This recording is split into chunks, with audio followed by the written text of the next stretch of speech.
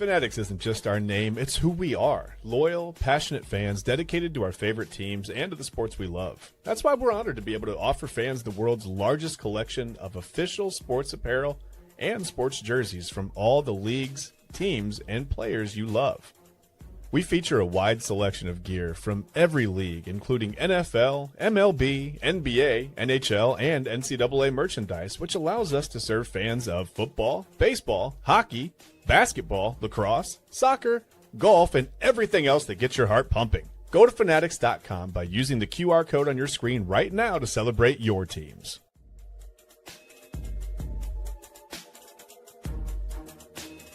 And welcome in, everybody, to another edition of Inside Edge Primetime here on the Inside Edge Network. Chad Bryan, to my right, you're right. Everybody's right, which means I'm Eli Moon. We're back here for a Thursday edition of Inside Edge Primetime. So happy you're with us. Thanks for joining along once again. Appreciate you spending your evening here with us. We are so happy to be here with you here on the Inside Edge Network. A lot going on here. My hair has been on fire throughout the day, and as you saw, the ID was so nice we had to play it twice. But we appreciate you for being here with us. Cleveland's digital leader, your source for sports, entertainment, mental health conversations, news, and everything in between.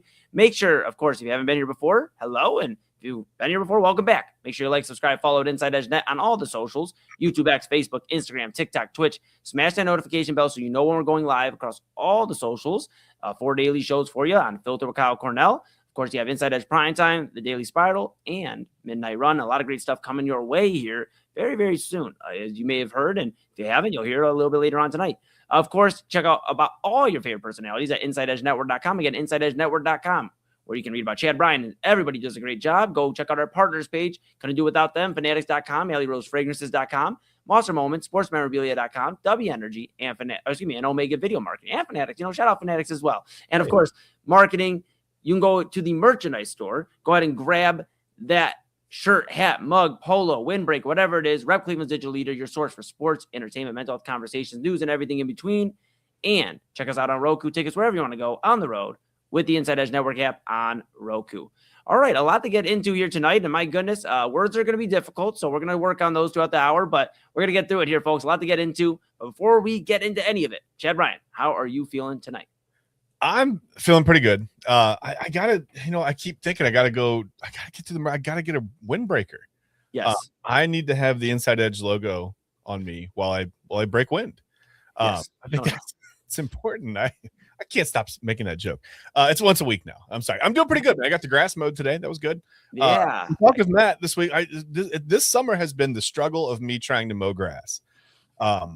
Whether I need to mow it and can't get to it, or whatever, it's just like not right. Do I mow it? Will he? Won't he? I don't know. It's like a love story for all the time. I don't know, whatever. But I got the grass mowed today, and now I'm listening to it thunder, and it's like pouring down rain. And I'm like, I feel pretty good about that, man. I rushed to get it in, and I actually did it for a reason. It's raining now, so got the grass mowed, got everything edged, and now it's raining, so that feels pretty good. That's like ultimate dad mode, by the way. That's right. When you're a dad and you're almost 50 years old, the best thing ever is mowing the grass and then listening to the rain that evening. It's perfection. Yeah, no, I get it. Yeah, I get it. I'm doing all right, man. I appreciate you. We are in the rain, and I was talking to my brother-in-law earlier. He talked about how he's going to see Dave Grohl and the Foo Fighters later on next week, or beginning of next week on Monday. So Dave Grohl and all the guys rocking out the Foo Fighters, and he's like, I hope it doesn't rain. And I pulled up the weather forecast for the next 10 days, and it's like rain, thunderstorm, and rain. I mean, it's just, what can we do? We're in that time. Appreciate the beautiful leaves in the fall later. Like maybe exactly. Not on Monday. Maybe this rain stinks or whatever, but when he sees the nice, pretty leaves in the fall, he'll go, it was all worth it. Well, I could have swore Kyle told us we're having a longer summer. I could have swore we were having a longer summer because of the way Memorial Day fell, or Labor Day fell rather. And, we'll see. I trust the bro, and hopefully we get a little bit, few days of some more sunshine. Because I'll tell you this, Chad, I'm not ready for the snow. I'm not ready for even the cold. I'm not ready to put on a jacket that is, has to be on all day. I'm cool on it. I'll be honest. To be truthfully honest, I can't even do AC half the time. I'm the guy that you have to tell me it's actually hot in the house for me to turn the AC on. I just can't do it. I can't do it. I'm a freeze baby. What can we do? But we are rocking and rolling. My wife's so mad, man. I need it cold, dude. I gotta have like. I get it, man. I just can't. I don't know. I'm such a summer baby. I always joke with my mom and pops that I'm a West Coast baby born at East Coast State, and here we are in Ohio. So there you are. Here we are. But we had a lot to get into, of course. Speaking of Ohio, there's some action going on in Canton right now. It's still currently in play. It's the NFL Hall of Fame game. It's the Arizona Cardinals and Carolina Panthers. For you football enthusiasts, obviously we are as well. I'm sure you were chomping at the bits for Carson Beck versus Kenny Pickett. And that's what the starting matchup was. Obviously, some other guys got in there as well. And it's like Elway versus Montana. It's amazing. Yes, but to the max. But with all that being said, obviously these guys are trying to get some reps in. Beck, is going to probably be the backup behind Jacoby Brissett, barring any substantial preseason movement. And then, of course, the Panthers, you have Bryce Young there. Kenny Pickett's going to get some reps in. Just kind of see where his future leads. This was a former first-round pick from the Pittsburgh Steelers in Pickett. And Beck, of course, a later-round pick by the Cardinals. We'll see. I thought it was interesting to see Jeremiah Love do his thing for a little bit, just kind of get active, catch the the passes, being a passing back. And also, he's going to be electric for Arizona. They may not be good. He's going to be electric. No, but he's a guy that can start to build around in that offense a little bit. I mean, they've had some struggles with all kinds of things. I mean, drops from, guys who you thought would be premier wide receivers in the NFL, quarterbacks who'd rather play video games than prep for football. Yes. Had all kinds of problems with that offense. So it's good to have a guy that can maybe, hopefully for them, stabilize it a little bit and get it moved in the right direction. I agree. Now, I got a hot take on Kyler Murray. I told the AA off air. I don't think I can really share it tonight because, I'll share it. But I can't expand upon it then. We got other business to take care of. But Kyler Murray is going to be an MVP candidate this year. Okay. Kyler Murray and the Minnesota Vikings, watch out. Okay. That's all I'm going to say. Watch out for the Minnesota Vikings. And, and if I'm wrong, we'll just burn the tape. With that being said, well, let's get into what really the Hall of Fame game and kind of encapsulates, which is the weekend coming up here. This weekend, we get the 2026 NFL Hall of Fame Hall of Fame class. Yeah. They were drafted many, many years ago, and now they are Hall of Famers. And we got a very interesting list here, Chad Bryan.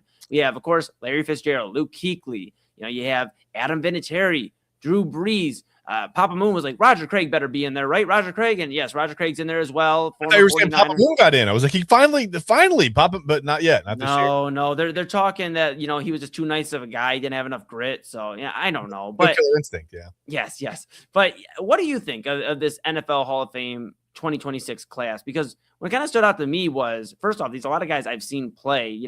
My childhood. I know we're a little bit a ways in age, so for you maybe like your early teenager years, you kind of seen these guys coming up. But it was interesting. What are you trying to? Just saying, you're in your prime, but you're in your a little bit more of your prime than I am. On prime time. Yes. Yeah. I love it. But, Vinatieri, Kuechly, Brees, Fitzgerald, those are guys that I remember, like, when I first started falling in love with the game of football. What have you thought, or what do you think so far of this Hall of Fame class before they kind of speak this weekend? I mean, it's crazy because these are some of the premier guys. I mean, when I growing up, I mean, I think of like Elway and Montana. Like I was joking about Elway and Montana, but that's the era. That's my era, right? So I watched Roger Craig or Roger Craig, however you want to say it. It's fine. You can, yeah. Legend says you can pronounce it either way, or Legend says that you can pronounce it either way. Wow. No, Roger Craig was the first running back to rush for and catch passes or receive. That's the word, receive. Receive for 1,000 yards in the season. He did it in 85. So. That's Larry Fitzgerald, I think, is second behind Jerry Rice in pretty much every major, receiving stat. Not every major, but the big ones. Vinatieri. I mean, how many big kicks did Adam Vinatieri hit? I mean, Drew Brees was electric for years. I mean, the ultimate indoor quarterback, right? I mean, it just seemed like the Saints were playing like arena football for a while. They were throwing the ball all over the place. And Luke Kuechly, I mean, just a steady tackler. He just was all over the field. Sometimes it felt like there were two Luke Kuechlys out there.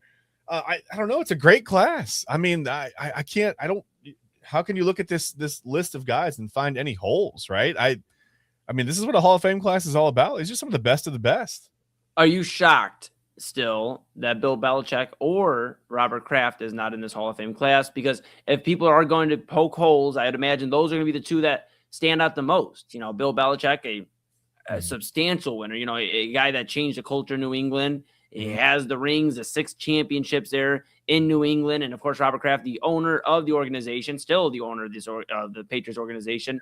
Has the shock worn off, or has this weekend kind of reminded you that how isn't there one more spot for either one of those guys? I think they'll get in eventually, but I think it's one of those things where it's like they've both been mired in kind of like some off the field stuff. There was like, the whole whatever filming practices, right? That Belichick was kind of central to that. Mm-hmm. He's going to get lumped in with Deflategate a little bit with Brady. Robert Kraft had his own thing going on. Don't need to necessarily get into the mechanics of that. But yeah, I mean, they both had some things off the field, and I think sometimes this is how professional sports works, right? Like think of baseball, right? The sports writers vote players in, and if you do anything to kind of like draw the sports writers' ire, you're gonna have to wait a while, right? You might have to get in a different way, and I think this is maybe the reason that Belichick and Kraft aren't in yet. I think they're gonna have to wait a little bit. They'll eventually be there.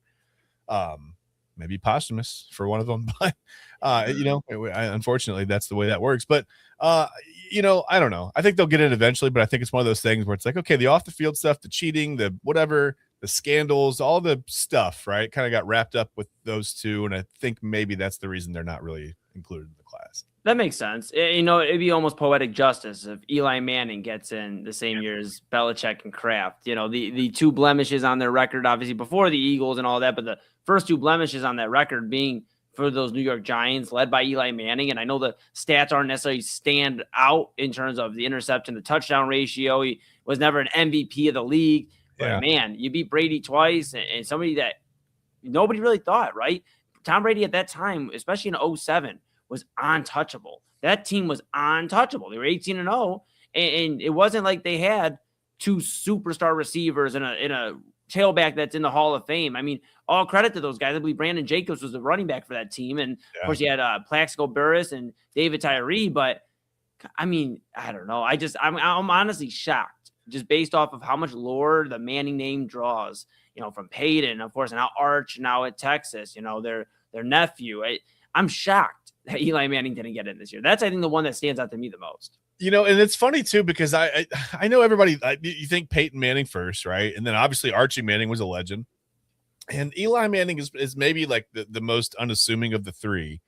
It feels like one of those things where like in, I don't know, 60, 70 years down the line, some kid's going to be, when I was a kid, I would read like the football and baseball encyclopedias or whatever, right? Just read like who? Wow, that's how I would learn about a lot of players.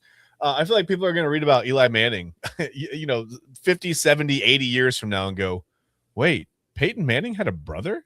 Right. That's who that guy was? Like, yeah. Okay, because like his career's numbers, like you said, they're all right. But then he's got two of the biggest Super Bowl wins. I don't know. It's two of the biggest wins, whatever, over Tom Brady and the Super Bowl win, the 18-0 team. Like, it's just, he was always in the mix. Like, despite kind of being looked at as maybe not quite as good as Peyton, he still got it done, man.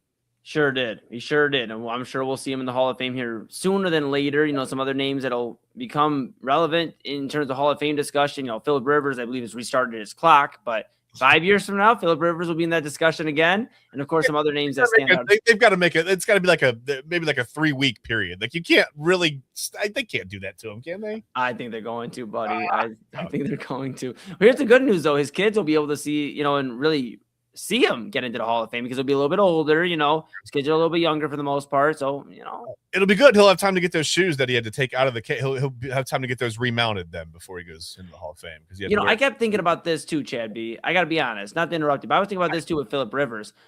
Phillip Rivers and Antonio Cromartie, they got larger families. Yeah. I'm waiting for the day where the Chargers have Rivers and Cromartie Jr. or somebody, or just Rivers and Cromartie back on the field. I can't wait. I think that could be a thing. We talk about Bronny James with the Lakers and all these other, father sons. I mean, the Rivers and Cromartie families, there's got to be some football players out of those two. So we'll see.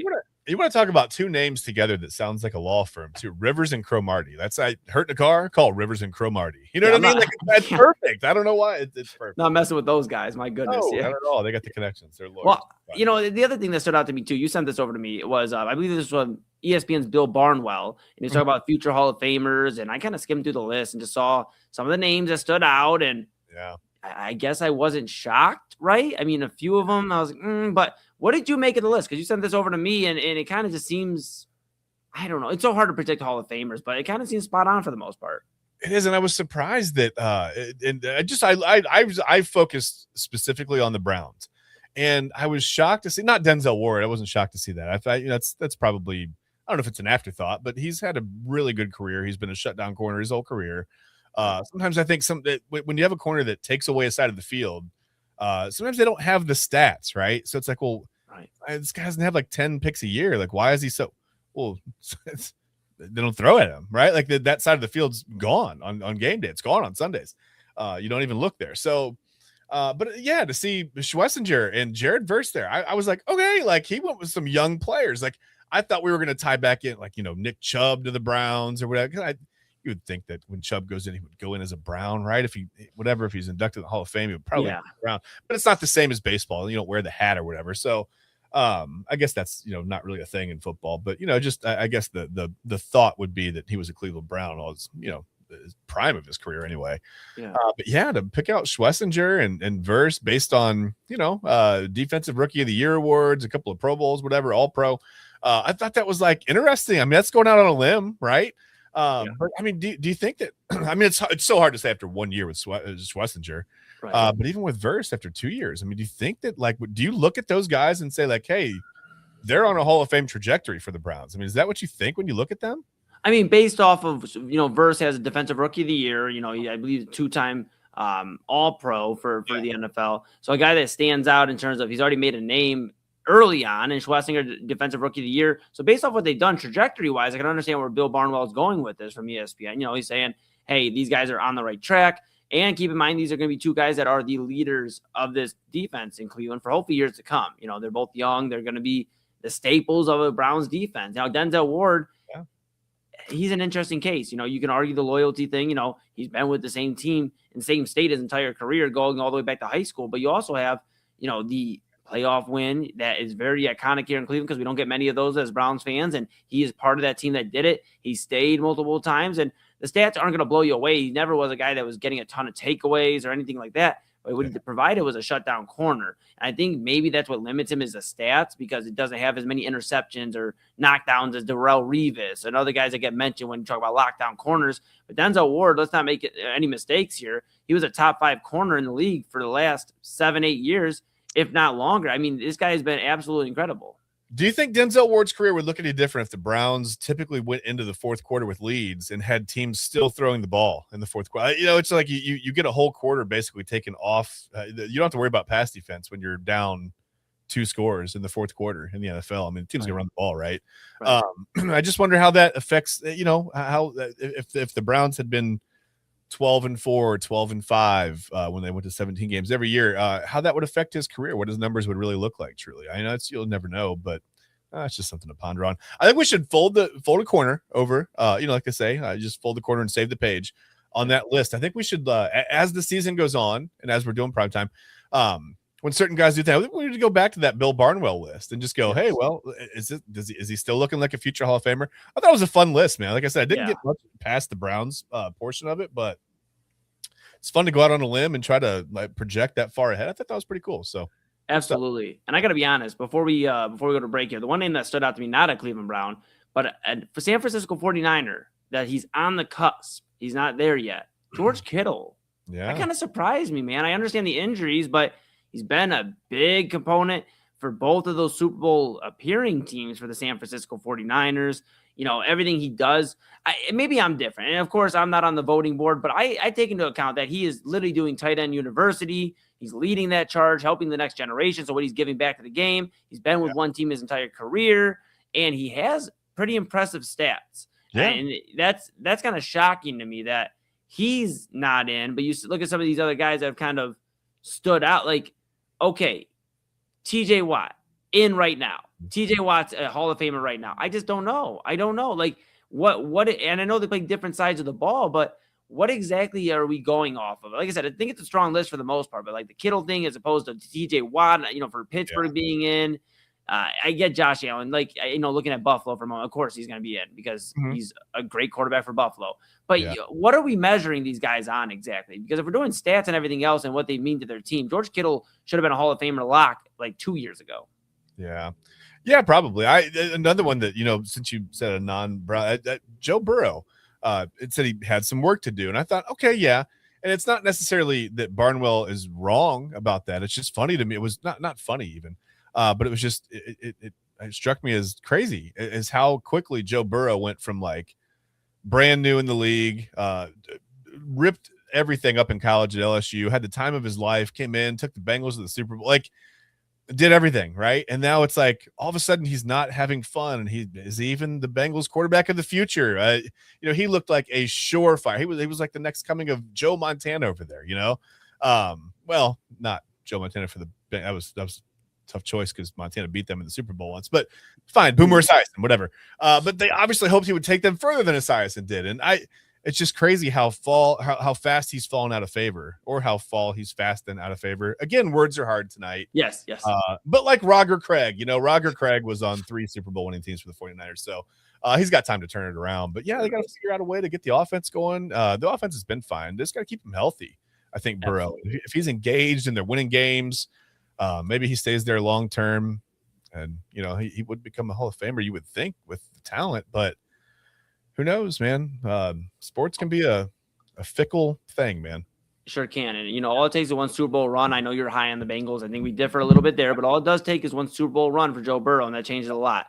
And if you're putting Josh Allen in, or if Bill Barnwell, he says, he's a lock without a Super Bowl. If Joe Burrow can get one, I think that makes you a lock. We just talked about Eli Manning for a few moments here in this segment. Super Bowl changes a lot of things here. Joe Namath, we talk about names for blast from the past. Joe Namath literally is in from calling his shot for one Super Bowl. Unreal. Yeah. Unreal. What can we do? Hey, crazy. We'll keep tabs on the NFL season underway officially. Preseason, of course, the NFL Hall of Fame game nearing its conclusion in the fourth quarter here. 24-20 Carolina over Arizona. If you're keeping tabs at home, whoever you may be, at a preseason game in Canton. But here we are. We're rocking and rolling. So much to go over with you. We're going to talk about some college football when we come back. Of course, we have some teams that may do well, some teams that may surprise us, and some teams that may not be good. We'll talk about the landscape of college football, what to expect, not only here in Ohio, as obviously a lot of Ohio State fans, but what we can expect nationwide across NCAA football. We'll talk about all that, and later on, we're going to dive in the comments. Chad is a little frustrated. It's been a week, and you know what? I think it's finally set him off. I think you finally have broken Chad internet. Congratulations, you did it. Here we are. We have broken Chad. All right. With all that being said, that's Chad B. Of course, to my right, you're right. Everybody's right. I'm Eli Moon. This is Inside Edge Primetime here on the Inside Edge Network. We're back talking college football right after this. Key On Sports is the leader in Ohio high school athletic coverage in written, print, and video streaming. From the latest news and results and written content to the high school football game of the week every Friday, Key On Sports has you covered. The vision of 15-time published author Vince McKee has become the most trusted site in Ohio high school athletic news. From podcasts to player profiles, Key On Sports is your one-stop for all of it. Visit them today at keyonsports.com or on YouTube at Key On Sports. Check out their socials on Twitter and Facebook as well. Clean energy, bold flavors, and no jitters. See why people won't shut up about Dubby. Clean energy, no jitters or crash. Whether you're starting your workday or getting ready to exercise, Dubby Energy helps you lock in and focus. With over 15 flavors to choose from, you can't miss. Order Dubby Energy right now by using the QR code on your screen and use the promo code InsideEdge10 to receive 10% off your order. Dubby Energy, your energy-focused sponsor of the Inside Edge Network, Cleveland's digital leader. Discover our collection of body mists made with clean, minimal ingredients. Handcrafted with natural essential oils and clean ingredients, they offer a natural alternative to synthetic fragrances. Perfect for sensitive skin and those seeking clean, mindful self-care, and the perfect gift for you or your special someone. Courtesy of Alley Rose Fragrances. First-time customers, use that promo code InsideEdge20 to receive 20% off your order. AlleyRoseFragrances.com, a proud sponsor of the Inside Edge Network, Cleveland's digital leader. Whether searching for a baseball autographed by your favorite World Series slugger, a signed football by an iconic Hall of Famer, or the jersey of a world-famous soccer star, you've come to the right place. Here at SportsMemorabilia.com, the web's leading source of authentic sports memorabilia, you'll find more than 500,000 authentic products from nearly every professional sports league, team, and players. Not only will you find your next prized sports possession with ease thanks to superb customer service and tremendous site experience, you'll have the satisfaction and peace of mind that every product listed comes complete with a certificate of authenticity and is fully backed by the SportsMemorabilia.com lifetime authenticity guarantee. Go to sportsmemorabilia.com by using the QR code on your screen right now. Sportsmemorabilia.com, a proud sponsor of the Inside Edge Podcast Network, Cleveland's digital leader. Find us on InsideEdgeNetwork.com for the latest information on your favorite shows, personalities, and network partners. Plus, guess what? We have a merch shop. That's right, we have network polos, t-shirts, champion jackets, hats, and bottles. Rep the network. Every purchase supports independent sports and entertainment media. Use the QR code on your screen right now to check out InsideEdgeNetwork.com. That's InsideEdgeNetwork.com. So guys, awesome show today here on Unfiltered. Great conversation with Jake Underwood. We talked about a lot, including the voting age. 16, is it too young? Jake thinks so. Priorities, right? Problems we're actually dealing with when it comes to being able to afford everyday life. That was a big topic of the conversation, so make sure you guys check that out. Also, talked about a bunch of things involving the chemical incident down at Royal Chemical in Macedonia, local fire department too, dealing with issues with money, someone stealing it. Crazy to think about first responders getting money taken away from them to be able to do their jobs for you in the community. Tomorrow, it is the final 5 p.m. edition of Unfiltered until we move to 9 p.m. starting next Monday. So stop by and enjoy the ride. Also, of course, we will have not only all your local news, sports, everything breaking, but the reveal of our memes of the week. All that tomorrow, 5 p.m. for the last time here on Unfiltered, all along the Inside Edge Network. I will see you Friday.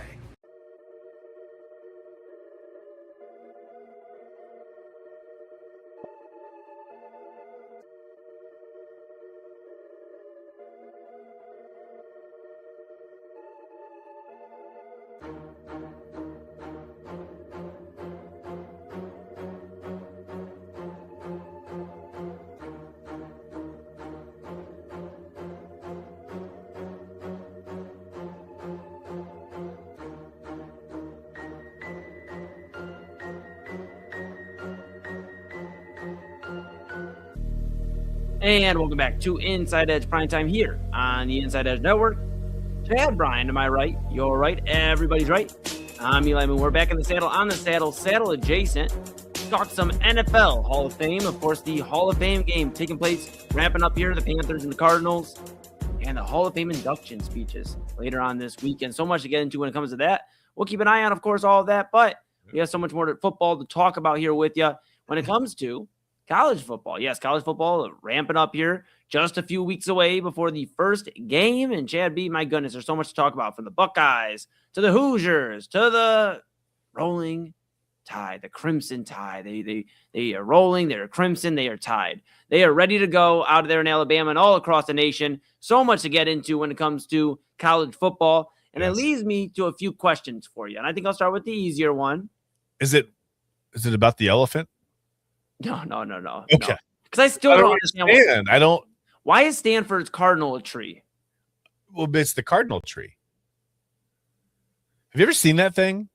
Yeah, I used to play with the mascot in the college football game. It looks like a junk pile. Like it looks like they've just stuck things to it through the years. Like, here's a sock. Here's like an old pair of underwear. Here's a can of Coke that I drank. Like, things are just sticky. It's wild. Like, I don't know what's going on with that thing, man. Well, we got the hardest question out of the way. Then we're good to go. Let's talk about some of these teams, man. There's a lot of them, obviously, and there'll be a 12-team playoff. I want to ask you first off. We'll start with an easy one. What team do you expect to kind of stay where they're at, or maybe elevate? Whether it's they were a playoff team last year, they should remain there, or they elevate to where they're a national championship contender or favorite. What team are you feeling the best about right now that maybe didn't get it done last year? Or if it is Indiana that won it, Where are you feeling about these teams that were at the top last year? Who stays in their spot? I'm going to be a homer and say Ohio State. I mean, there's continuity on offense, right? You've got the quarterback, you've got your number one receiver there, you've got the running game is going to be back for the most part. There's always a little bit of change on the offensive line, but I think that's one area actually where the Buckeyes don't do a great job sometimes. They come out early and the offensive line looks a little bit suspect or whatever. The offense has trouble moving the ball the first couple weeks. Sometimes it doesn't matter who they play, right? They'll have Texas early. They're going to have to obviously be concerned about that. They'll play a bunch of big games this year. They have a really tough schedule. But I think they win enough. I mean, I think 10-2, 11-1 is a realistic expectation for their season. They're going to slip at some point. Somebody's going to get them. You know what I mean?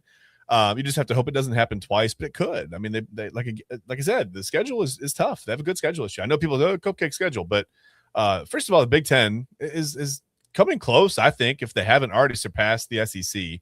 And I think the argument that you heard Nick Saban say that, well, one national championship team doesn't mean that, it's better than if we've got the bunch of good conference teams 1-8 or 1-9 or whatever. I don't even really think the SEC has that. I think they've got about 2 or 3 contenders as well. And we'll get to the teams that may fall off, but there's a couple of teams in that SEC that I don't think are going to be as good as people say they're going to be. We'll see what happens, but I think it's going to be Ohio State. I think they'll stay right about where they were last year, if not take another step forward. I think they can be a national title contender. Again, just one more year with Julian Sayin at quarterback. I mean, he broke the all-time, completion percentage mark for a season in college football. So he clearly sees the game well. Just one more year in that offense isn't going to hurt him. No, I agree with that. You know what? I think there's a good chance there's a Big Ten national championship game this year. A team I'm very high on. We've talked about it off air. I've even mentioned them a little bit in terms of the quarterback they have there. I believe the Oregon Ducks are going to make a big jump this year. Again, they were a team that was making some noise in the playoffs. Obviously, got bounced. They weren't able to stick around too long. But that's a team that is returning Dante Moore, the guy that was supposed to be the second quarterback off the board, if not the first. There was arguments at a time. I know it was going to be Mendoza, but there were arguments of Moore being in that discussion for the number 1 quarterback in the draft. He was going to be one of the first 2 off the board for sure. And instead, he returns to the Oregon Ducks. It shocked a lot of people during the draft process when he announced that he was going to stay. And they come back. Now, Dan Lanning, who has absolutely changed the landscape in Oregon, at Oregon. And you have Dante Moore, a guy that was, again, in Heisman discussion, draft discussion. I believe he is the favorite. I know Jeremiah Smith at Ohio State, obviously catching a lot of attention. I think he's going to have a fantastic year. But I think Dante Moore, in my opinion, is the favorite to win the Heisman. I've got into debates about Arch Manning versus Dante Moore, and I just don't think it's really much of a discussion because Dante Moore has won games for his team that they shouldn't have won. They have went out and said, Dante Moore, go get us a big drive, go get us a touchdown. He has done it. Arch Manning hasn't really done this, so I got to see some out of him. And we'll talk about, of course, teams. We'll stay away from that for a moment because we'll talk about them in a second. But I believe Oregon's going to make a big jump. I think their floor is a top 4 team, a semifinalist in the college football playoff. Floor is a top 4 team. Okay. Yes, their floor. I think they have a very powerful offense. Dan Lanning loves coaching, obviously, the defensive side of the ball, too, making them gritty, tough. I think that's going to really stand out. And, of course, their schedule's not super tough either. Of course, you have Ohio State. You have Michigan. And you have – I know you're a little bit higher on Nebraska than I am, but you have some of these teams that may be a little bit tougher. But besides that, there's not much that stands out to me. If USC kind of just stays ho-hum, then you're really looking at a team in Oregon that may only lose 1-2 games this year at most. I mean, of course – the Ohio State game stands out to me the most. It's a game where they're going to be in Columbus. That's going to be a measuring stick game because that's literally November 7th. That's about a month or so away before the college football playoff. But I think Oregon's the team that I'm expecting to make a big jump. Again, floor, Final Four team. Ceiling, of course, is they're hoisting the college football playoff championship at the beginning of next year. See, I don't know, man. I feel like Oregon may struggle a little bit through 2 new coordinators. Dan Lanning's there. He's gonna stabilize things. He's a great coach. You saw him. He took advantage of the loophole against Ohio State. And everybody was really mad. But I mean, hey, if it exists, he didn't do anything wrong, right? Right. And was like, it's proof that he cheated because they closed the loop. No, I just didn't have eyes on it until he exposed it. That's not cheating. That's just taking advantage of the rules. But I thought that was really smart. And when you get things like that from a head coach, those can be a huge advantage, right? Because a lot of these teams are very, very even in one way or another. It's literally a game of inches, right? If you can pull something like that off and make that work for you, then obviously it helped win them that game. So, you expect to see some things like that out of Dan Lanning. But, just the 2 new coordinators, I think they may struggle a little bit on the offensive side of the ball, getting things together. I don't know that anybody's going to come in and change anything up that Oregon's doing. It's like, let's go run heavy. Let's go wishbone. We're not going to do that. But, no, I don't know. We'll see. We'll see how it goes. Maybe organizational things. We'll see how it goes. Maybe they'll turn it around right away and I'll be wrong. But I wouldn't be at all surprised to see Oregon lose 3 games, to be honest with you. I know they're a great team on paper, but it feels like one of those years for Oregon. I could be totally wrong. I get it. Now, the thing to keep in mind, too, is their quarterback depth. Dylan Raiola, I know he gets called mini Mahomes because he tries to be like Mahomes, but he is in Oregon now. He's transferred from Nebraska. Of course, he transferred before Dante Moore said, I'm coming back to school, so he thought he was going to be the starter, but I don't think there's a deeper quarterback room in terms of depth than Oregon right now. That's kind of where I stand, too, in terms of pro-ready guys. If they both declared at the end of the year, they both would get taken in the first 3 rounds of the NFL draft, in my opinion. But we'll keep an eye on it. And, of course, we'll keep an eye on some of these teams that may fall off, Chad B. Teams that maybe were playoff teams or at least in the hunt and didn't get into that 12-team playoff. But a team that, to you, stands out, goes, it's just not going to be your year, buddy. You're going to have some really long Saturdays, and you're going to be sat on that couch. Who's that for you? For me, it's Alabama right now. I don't know that they don't retool the way they did under Nick Saban anymore. They don't do that. If anything, they've come out the past couple of years and looked very suspect the first 3 or 4 weeks of the season. And I think, Kellen DeBoer's turned it around, right? He's gotten things going in the right direction, but they lost 15 starters from that team last year. I think 10 of them to the draft. Yeah. And I wouldn't be at all surprised to see them get off to a 1-2 start. Well, maybe not a 1-2 start, but there's a point in their season where I think they could lose. I don't have the schedule up in front of me. I looked at it earlier. And I don't remember. I've been looking at so many college football schedules all day. Yes. But I remember thinking like they could really lose 2 of 3 games here, or maybe even 3 of 5. And at that point, they would be sitting at like 3-3. You know what I mean? Or 4-3, 3-3. At that point, you're not getting in the playoffs. We talked about we may see a 3-loss team, get into the playoffs soon, maybe this year.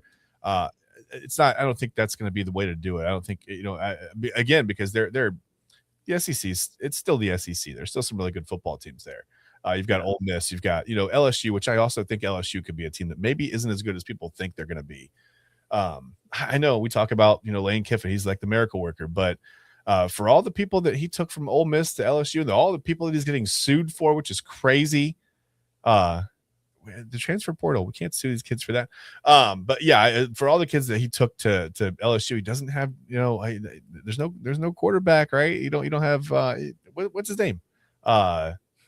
Ole Miss's quarterback. I'm blanking on his name. Trinidad Chambliss. Yeah, Trinidad Chambliss.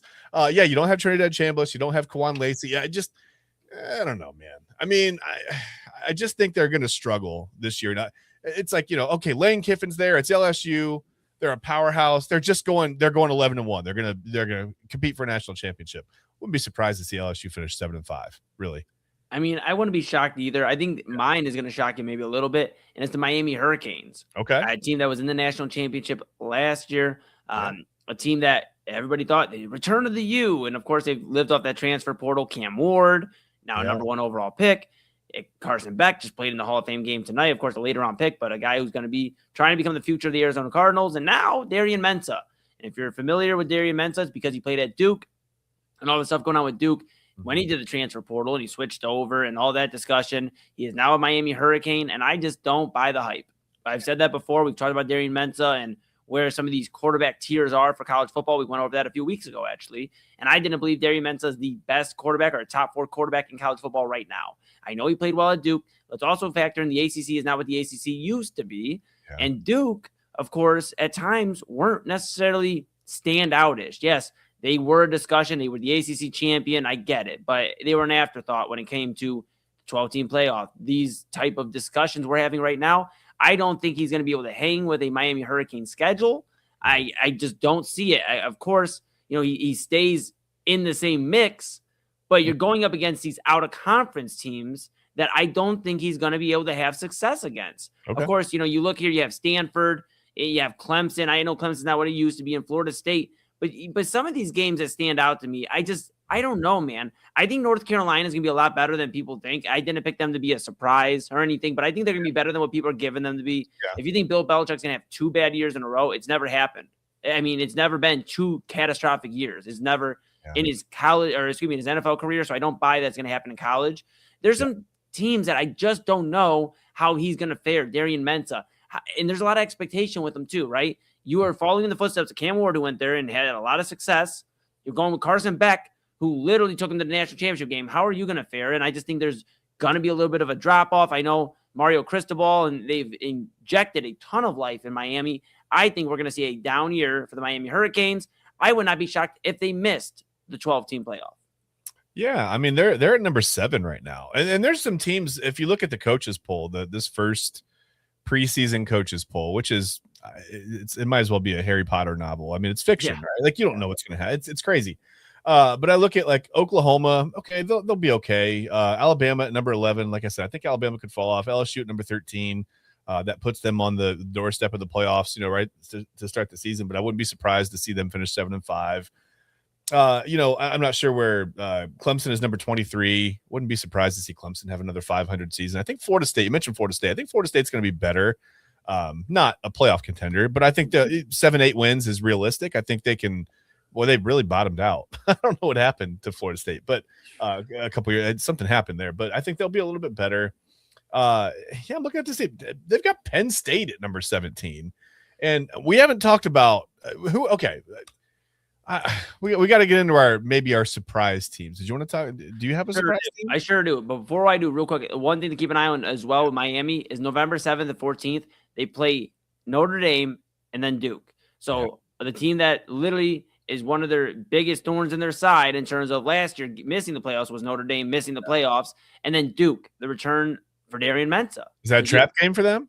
That's what I'm saying. Back to back, that's where you could see those two losses. So keep an eye there. Surprise team, though. I will get into it. And I think you kind of took it from me, buddy, when you mentioned who was there at number 19. Okay.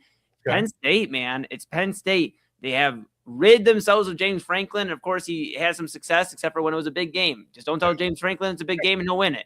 But now do not show him the number by the other. Just don't show that. If it's a small little number, don't tell Frank. Do not do it. Exactly. And it's interesting. Matt Campbell, of course, comes over from Iowa State, had a ton of success at Iowa State. Yeah. And I know they weren't like a top 10 team necessarily, but to get Iowa State relevant, same thing we talk about with Deion Sanders at Colorado. He's made them where they are relevant. They are discussed on College Game Day. They're talked about on Saturday afternoons. That's what you want to see out of a fan base, or excuse me, not franchise, but a college, a school, right? A team that wasn't really in that discussion before. I think Matt Campbell's going to have Penn State rolling on all cylinders. I'm curious to see what they look like. I don't think there's necessarily a ton of standout guys. Of course, they lost Drew Aller. I know he was injured as well, but they have a little bit of a mix-up, but it's a fresh look. And I think the big thing for Penn State is just going to be the leadership. Matt Campbell's done more with less. I think he's going to do a lot more with a Penn State team that gets those recruits in. I know they're not Ohio State recruits. I know they're not Michigan recruits or Indiana now. No, but he's got 4 and 5-star guys on that roster. And Eli, he's brought a ton of guys from Iowa State as well. So there's some familiarity. You've got you infuse that with some 4 and 5-star guys that are still there. He's got Rocco Becht, who is the 3-year starter at quarterback. Right. This is going to be his 4th year, and that goes a long way. He hasn't been spectacular, but he was pretty good at Iowa State. And I think if you look at Penn State, I think they don't play Oregon, they don't play Ohio State, they don't play Indiana. So this looks like a team that could surprise you and maybe win 9-10 games. Yeah. I'm assuming we're on the same page then with our surprise team. Maybe you might be a little surprised at my other surprise team. I have another one. Do you have a second or no? No, I'm going right over to you. That was my only surprise team because I think it's still a little early. Like again, if we revisit in a week, there may be one more that stands out to me. But I think it's going to be, for the most part, the heavy hitters are going to bring the pain. Indiana's still going to be there. I don't think Indiana drops off, and I think Penn State makes a lot of noise. We talk about a team dropping off in Miami. I think Penn State could make that type of run and be that surprise team that Miami was last year in the playoff. But who's your other surprise team, man? Okay. So you're going to be really, you might be shocked. This team has plenty of talent. They underachieved last year. They were 3-9. They, in an unprecedented move, this has never happened in college football. They have their ex-head coach, who was fired last year, 3 games into the season, is now their defensive coordinator. So there's familiarity there. James Franklin came into Virginia Tech, rehired Brent Pry as the defensive coordinator. Listen, Franklin wins games, right? I think the ACC is like, that's his wheelhouse. James Franklin is 6 to 8 wins waiting to happen. And if a couple of things bounce their way, this team could win 10 games. They have a ton of talent. They really, really underachieved under Pry. I don't know if I don't think it's necessarily because he's a bad coach. I just think sometimes you find out a lot about yourself when you go from running the defense to now running a 125-man roster, right? There's a lot of extra responsibility there. And I think getting Pry back, just, to have him work with the defense and getting James Franklin in there, who, like I said, is, as a coach, he's 6 to 8 games just don't tell him about the other teams if they're ranked pretty high. Don't tell him that. But I think the ACC is kind of his wheelhouse. I think this is where he can win a lot of games. I wouldn't be surprised at all to see Virginia Tech be 9-3, 10-2, and on the doorstep of maybe being a dark horse playoff team, man. Wouldn't that be wild if Penn State and Virginia Tech made the playoffs next year? Well, let me ask you this. Who has a better year next year? I'll leave. This is my last question for you. We got to get to break here in a second. We're going to talk, of course, a ton of college football. We are in the swing of things now. Yeah. But who has a better year next year, this upcoming season? Virginia Tech or North Carolina? Wow. I mean, the safe bet is probably North Carolina. But Virginia Tech, it's one of those things we talk about with the Bengals, right? With health, it could be fantastic. The Bengals could be 12-5. If Virginia Tech can stay healthy and Franklin gets them on the right track, they could be 10-2. If things bottom out early and they lose to like VMI or something, they're probably going to go 3-9 again. It depends on how they get the momentum rolling early on in the season. And I'm curious to see. Absolutely. I'm curious to see how the defensive coordinator thing obviously works out for them too. Like how the chemistry is. So I'm curious to see how that unfolds. It's going to be a lot of fun. We're going to get into all that, of course, when it comes to the college football landscape, getting into August, getting into September, all that fun jazz. We are excited to get into it with you. And of course, Chad and I started the show back in January, Inside Edge Primetime. And now we get our first full college football season together. So we get to break down all the action all season long. Can't wait. Cannot wait. All right. We're going to go to break here for a moment. And when we come back, Chad's going to take a few deep breaths during the break. When we come back, we're going to go in the comments. Usually there's a lot of fun. Maybe fun. We got to fix the education system. Yeah. We'll just leave it at that. It could get a little ugly in the comments tonight, but you're going to rock with us regardless. We appreciate you for doing so, of course. And that's Chad B to my right. You're right. Everybody's right. I'm Eli Moon. This is Inside Edge Primetime here on the Inside Edge Network. Grab your drinks, grab your caffeine, grab whatever you need. We're going in the comments when we come back. Fanatics isn't just our name, it's who we are. Loyal, passionate fans dedicated to our favorite teams and to the sports we love. That's why we're honored to be able to offer fans the world's largest collection of official sports apparel and sports jerseys from all leagues, teams, and players you love. We feature a wide selection of gear from every league, including the NFL, MLB, NBA, NHL, and NCAA merchandise, which allows us to serve fans of football, baseball, hockey, basketball, lacrosse, soccer, golf, and, everything else that gets your heart pumping. Go to fanatics.com by using the QR code on your screen right now to celebrate your teams. That's fanatics.com, a proud sponsor of the Inside Edge Network, Cleveland's digital leader.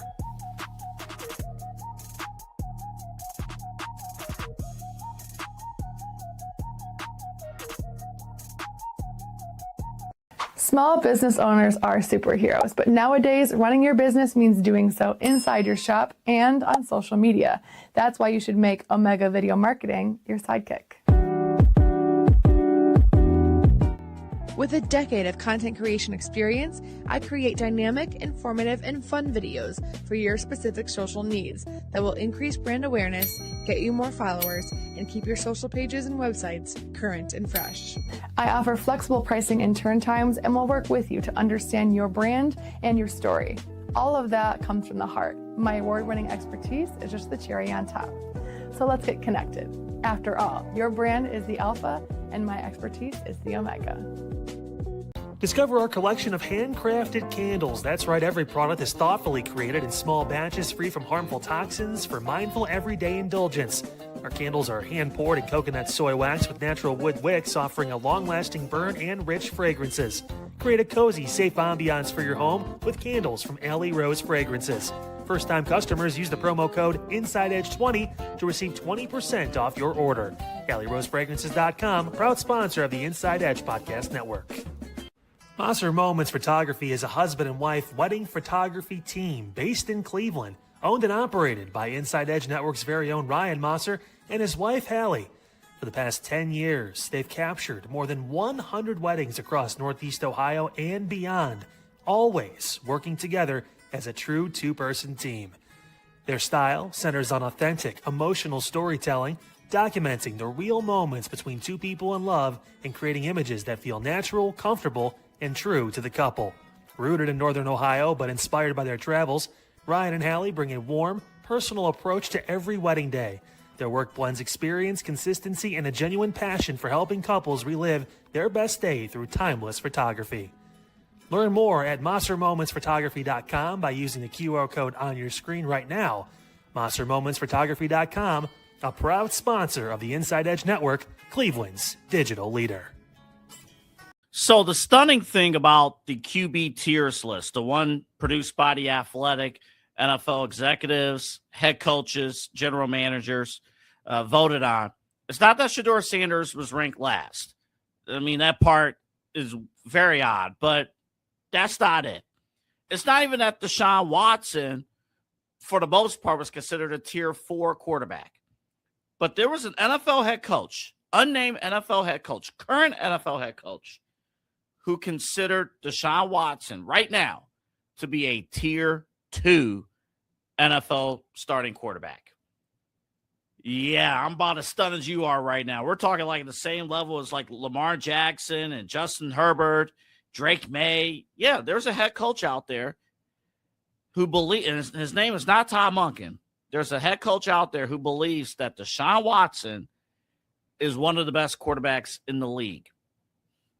We tried to break that down last night on Midnight Run. We really got into it, myself and Eli. But coming up tonight, who do you blame for ruining baseball? What if I told you the answer is not the Los Angeles Dodgers? We'll get into that. And what if I also told you that there's only one team that can prevent the lockout from extending and missing games in 2027? What if I told you that team was the Cleveland Guardians? Wait, what? Yeah, we got a lot to break down. Plus, our network, Inside Edge Network QB tiers list. We'll get into all that. We are busy. We're locked and loaded. Tonight at midnight, a Midnight Run right here on the Inside Edge Network.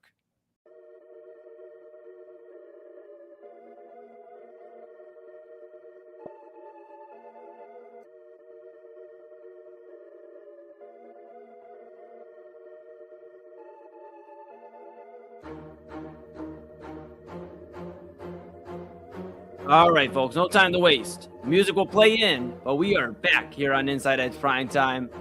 We talked about the NFL Hall of Fame class 2026. Crazy, a lot of great names there, and yeah, not too many snubs here. I guess I'm shocked that maybe no Eli Manning, but maybe that's an Eli thing. We'll talk about that later on. Of course, talk about college football as well. And I don't know how else to prepare you all, but Chad is about to go scorched earth. I'm about to hand it off to him when we get here back. The faces back to us. You see him right there. We look amazing. Thank you so much for keeping that up there for just a moment. Of course, Chad Bryan, am I right? You're right. Everybody's right. I'm Eli Moon. We are back in the saddle, on the saddle adjacent. All right, Chad B.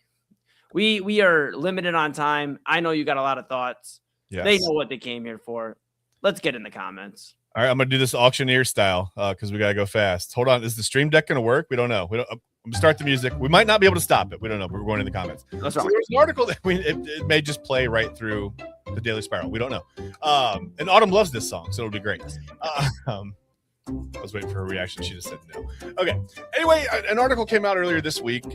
They scientists, planetary scientists, whoever did this, they used a telescope that's in Maui to zoom in to a certain area of the sun that has a very, very high level of magnetic activity, right? Okay. So they zoomed way, way, way in, and they found something kind of shocking. They found swirls of whatever plasma, basically, that may explain why a lot of the sun's heat doesn't exist at its core, but it exists in the outer. Anyway, that's all science. It's fine.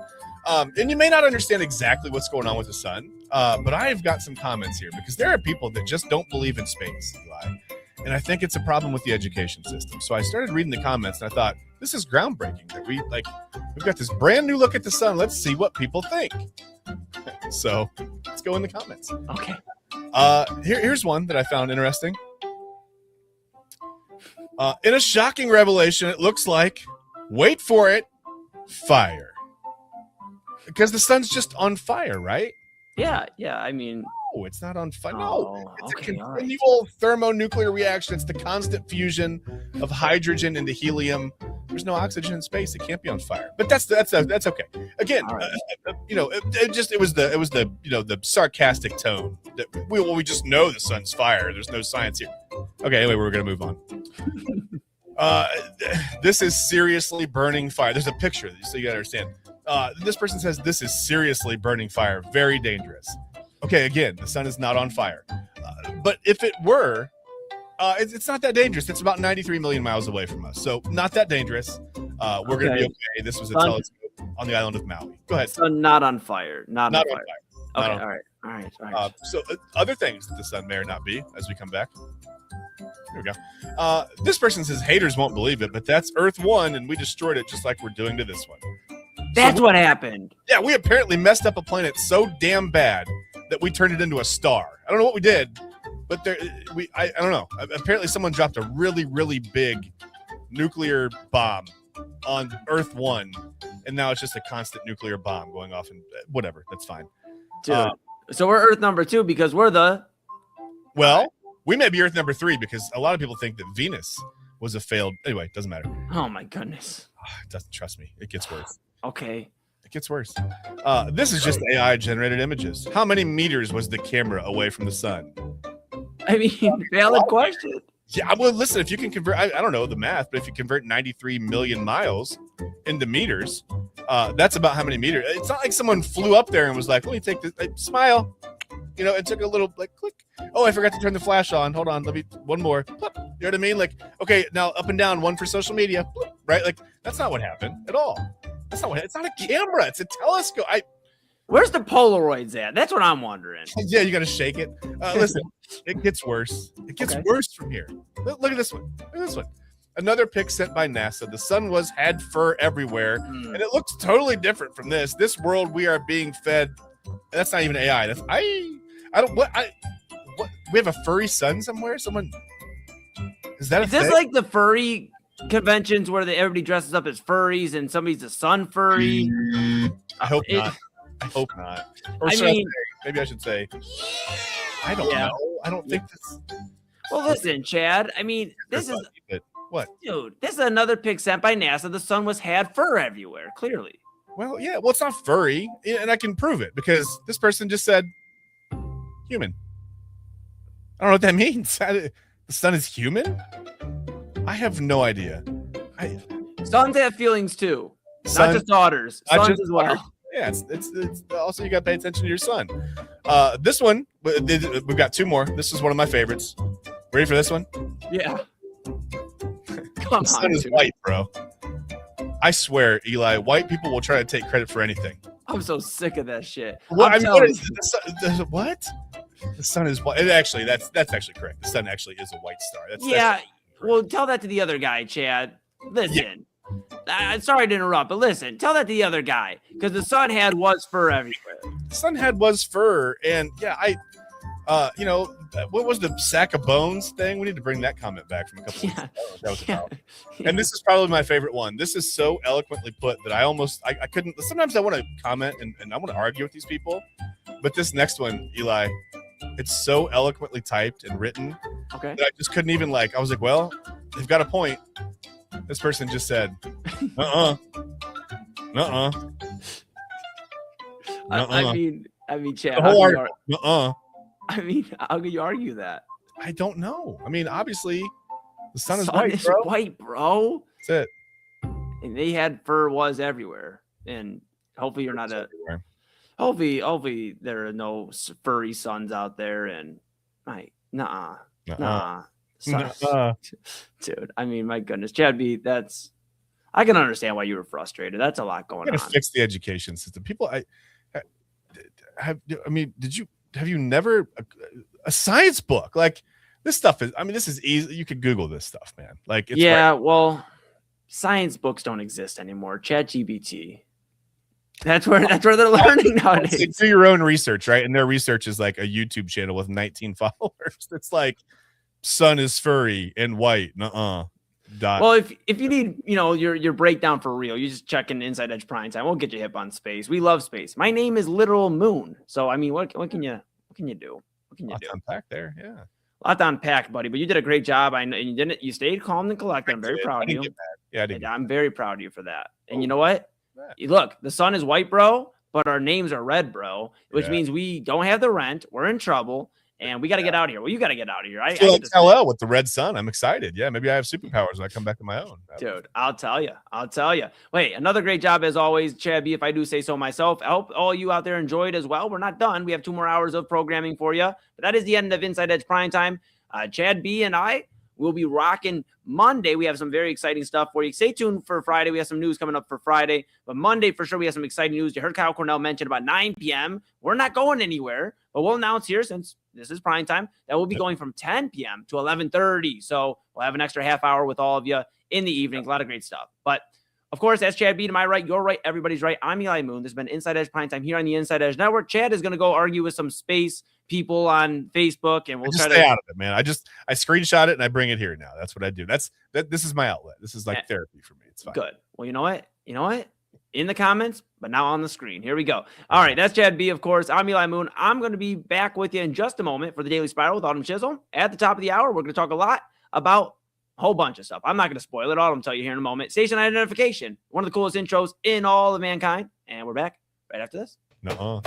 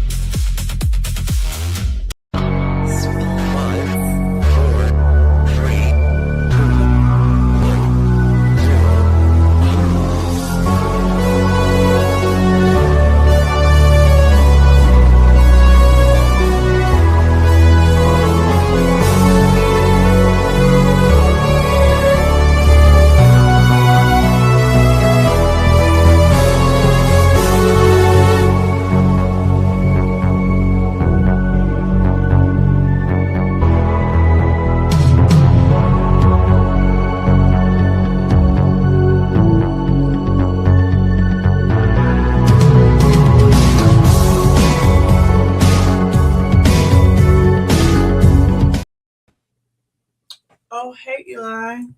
Hey, Autumn, how are you doing? It's almost like your intro was playing, and this is your time to shine. Sometimes I think my intro lasts a little bit longer than what it does. Also, I've had no sleep for the last week, so I don't know where I'm at. I don't know what day it is. I didn't know it was Thursday today. But welcome to the Daily Spiral. It's been a day, Eli. It's been a day. Oh yeah, no, I understand.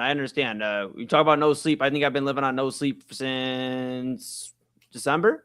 So I get it. I completely get it. But yeah, no, it is Thursday. It's almost the end of the week, and we got a lot to get into. I'm excited. I'm rocking and rolling as much as I can, with caffeine and just living the life. Yes, Eli, I want to start us off on a good note. I'm going to play a video that I found today.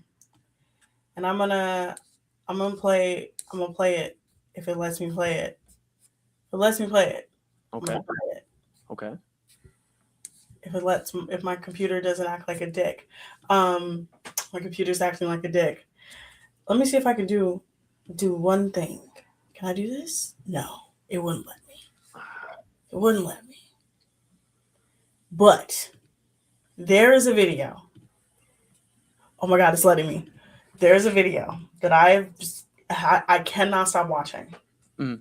Ladies and gentlemen, please. And this wave pattern, again, it looks like you went and got a blow job at your blowout at your salon. Oh my God. And it looks beautiful.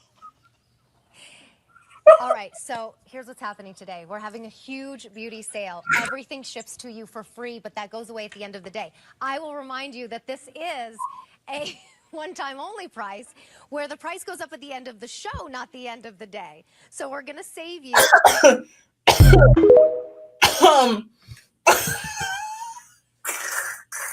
Hey, look, Granny just wanted to get some, all right? That's all. I mean, look.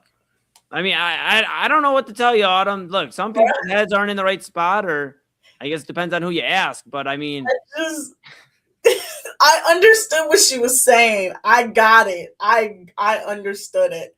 I just think that's representative of how I'm feeling today. I'm like, I definitely didn't mean this. She said blowjob. She started laughing too. Yes, She knew what it was. She She knew just what it was. went down because she immediately like she said blood. I mean blowjob. Oh, Eli, we have a couple topics to choose from. I'm sorry. That video makes me laugh all the time. Did I ever tell you about the time when I had my eyebrows waxed? Why would you get your eyebrows waxed? It wasn't intentional. I don't know. We got a lot to get into. I'll be very quickly here about it. It'll be 2 minutes or less, 2-minute drill.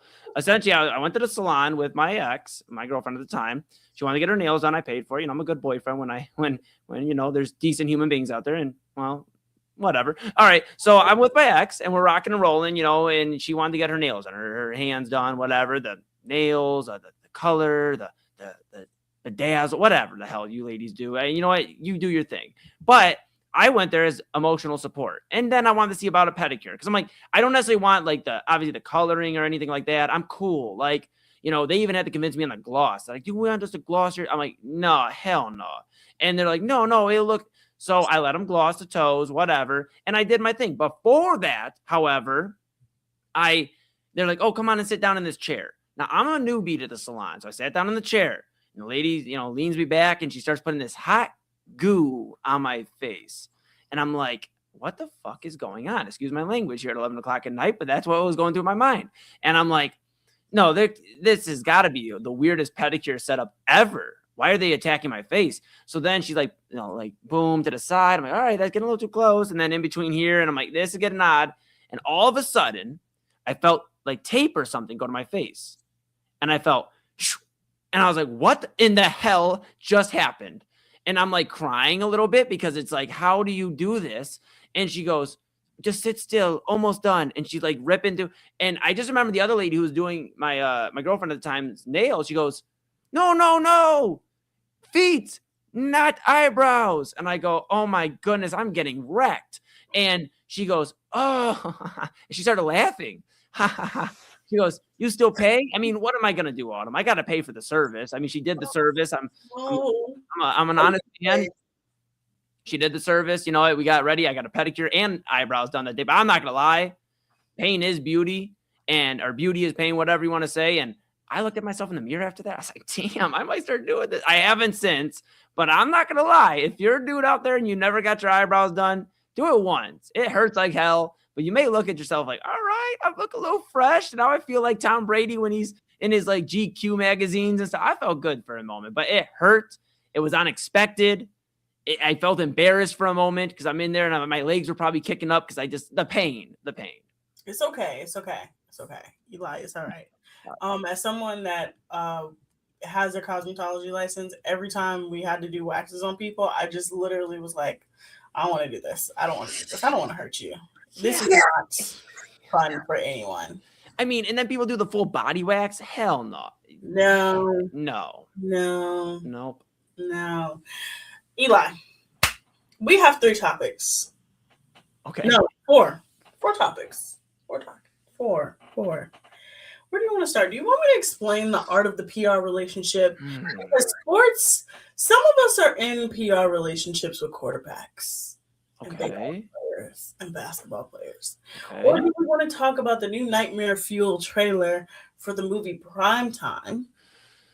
Which, I mean, how dare they not run past a movie name before they talk to Inside Edge Network? We have Inside Edge Primetime. That is the only Primetime I know, but that trailer, you told me to watch it, of course, before the show, get ready, and Autumn, I'm not going to lie, that is Nightmare Fuel. I mean, the thing, like the base, let's dive there. If that's okay with you, I like to dive there because I have a few thoughts. It's like, obviously the basis of like the trailer and the movie is over something that's needed to happen in terms of what Chris Hansen has done and how he is absolutely stopping these monsters, for lack of a better word. They are monsters out here, and he's catching these people. But the trailer, I'm going to be honest, Autumn, like a movie that really, for a different reason, but like traumatized me. I can't really watch it back, but it's ironically enough one of my favorite movies is The Joker with with Joaquin Phoenix. I love that movie, but I can't watch it back because of how strong it is on mental health and stuff and all of that. It just kind of tears me up. And this movie, again,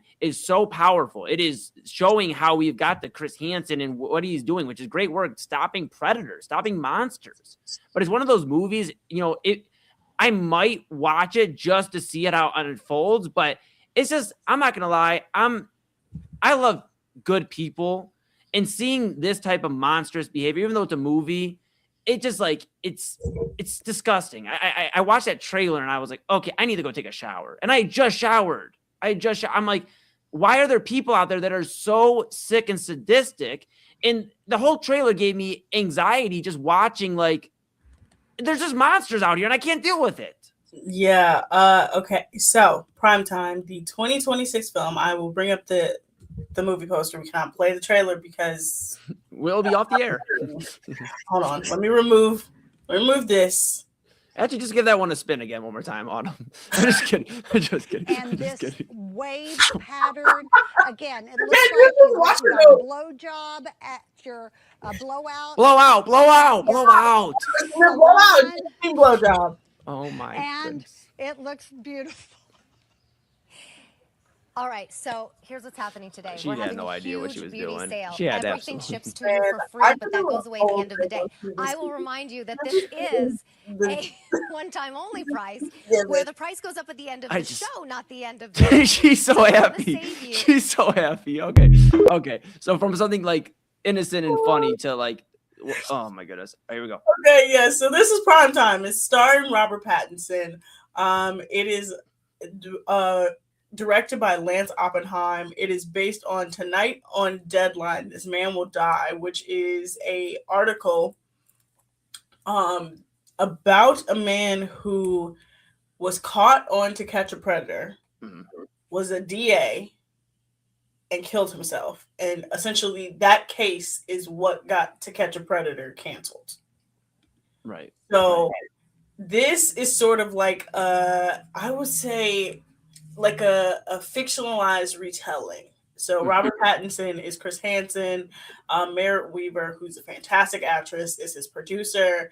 Skylar Gizmo, who was Jimmy Olsen in Superman, plays an aspiring actor who plays the decoy. And then there's a whole host of people. And then Anna Faris plays Chris Hansen's wife. And then they also got Jeff Zucker to play himself. Okay. Oh, and also I'm looking at this Jonathan Lipnicki of Like Mike and Jerry Maguire and Stuart Little fame is also in this movie. So this crazy cast. But again, a weird modern retelling of what happened on To Catch a Predator. Now, I'm going to tell you this, Eli. Chris Hansen is still out here doing it. Right. He actually has his own YouTube channel.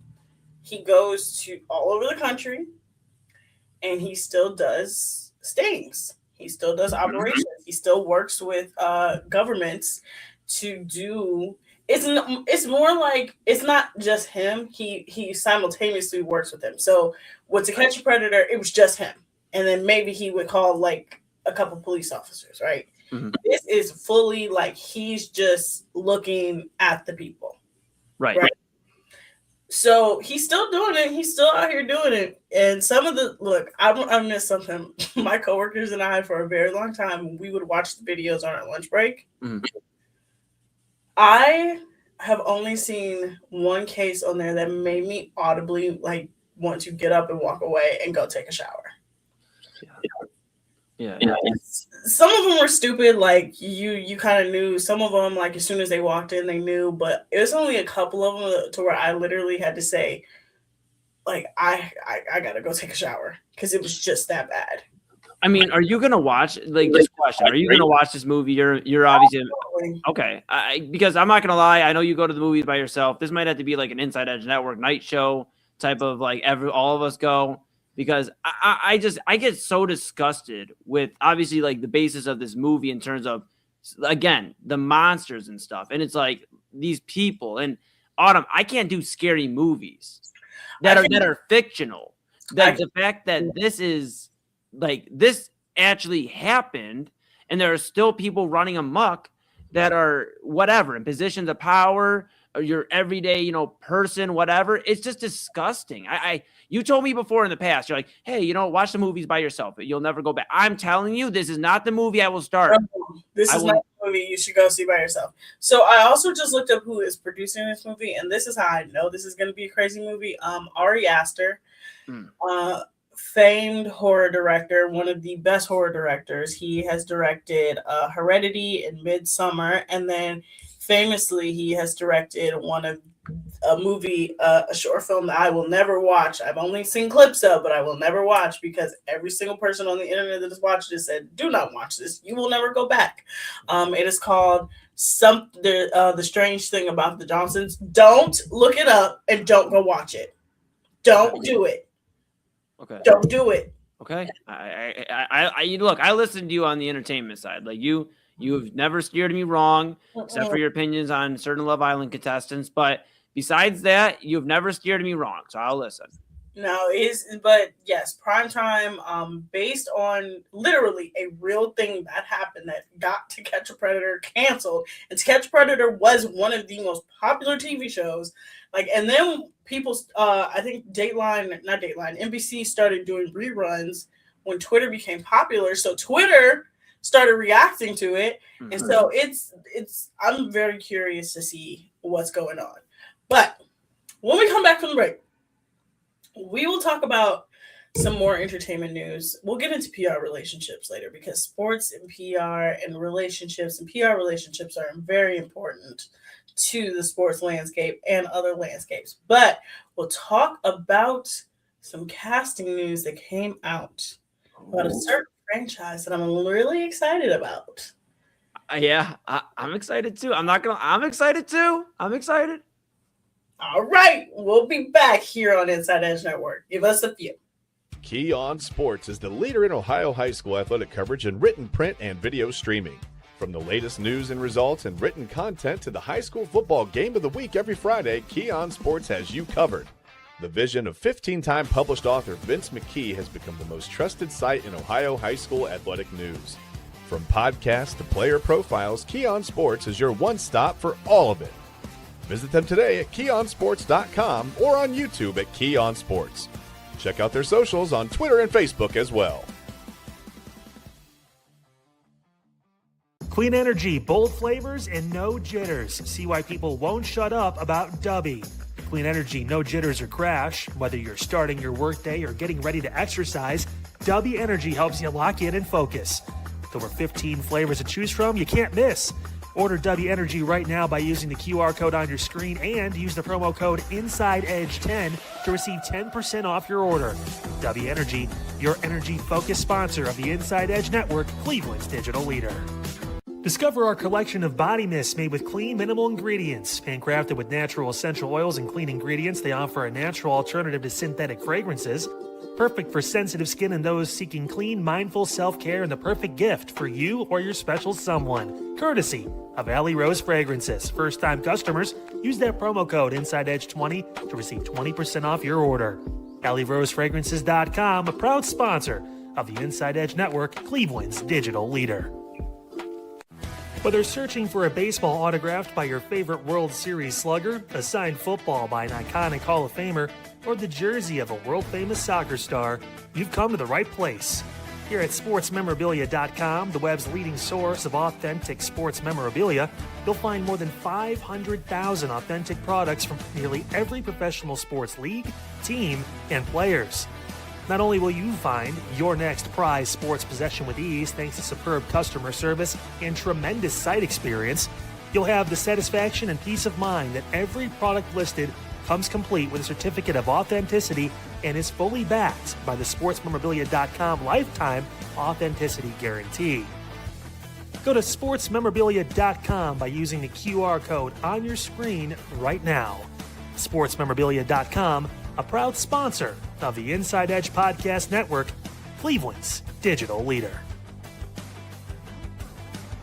Find us on InsideEdgeNetwork.com for the latest information on your favorite shows, personalities, and network partners. Plus, guess what? We have a merch shop.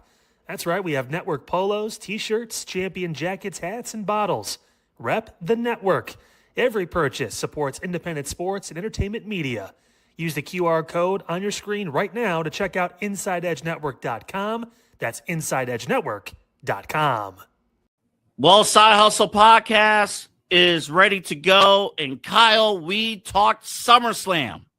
We did, and we're going to have the results this coming Friday morning. A nice little 4 to 5 days to really, marinate with what the fuck happened over the weekend when it came to SummerSlam. I mean, did Seth and Roman hold weight? Was it a true grand finale to that feud that's, over a decade plus in the making? Is CM Punk still champion? Did Nick Aldis, show up and show out and his one chance turned into a golden opportunity? There's going to be so many questions that need to be answered. Plus, Evander had some interesting things that we were going to talk about, too, when it comes to just overall, lists and things. We haven't done lists in a long time on this program. I think it's been months and months and months. So we'll throw one of those at your guys' way, too, this coming up. Yeah, we cannot wait. The Side Hustle Wrestling Podcast, only here on the Inside Edge Network.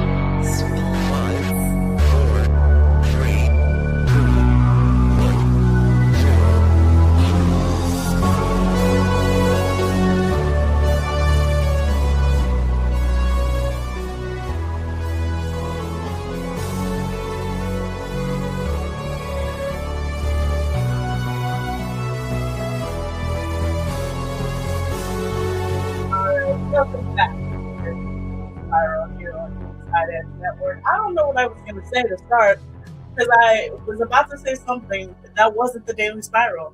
Have you ever done that, Eli, where you're like, I know what I should say. I know I should say the name of my show, but in fact, I'm going to say something else, but somehow my brain fixes it and is like Daily Spiral. Oh yeah, I had that happen earlier tonight. I literally said, shout out to all our, partners, which of course we appreciate all our partners of the Inside Edge Network. And then I usually do this on Primetime. And I go and go ahead and go to the merchandise store, and I tell them to check out the merchandise store on the website. And I said, go ahead and check out the marketing. And I said, that wasn't the word I was looking for. We already said marketing. So, yeah, I've been there before, Autumn. But I'll tell you, the good news is we are rocking and rolling. It's Thursday.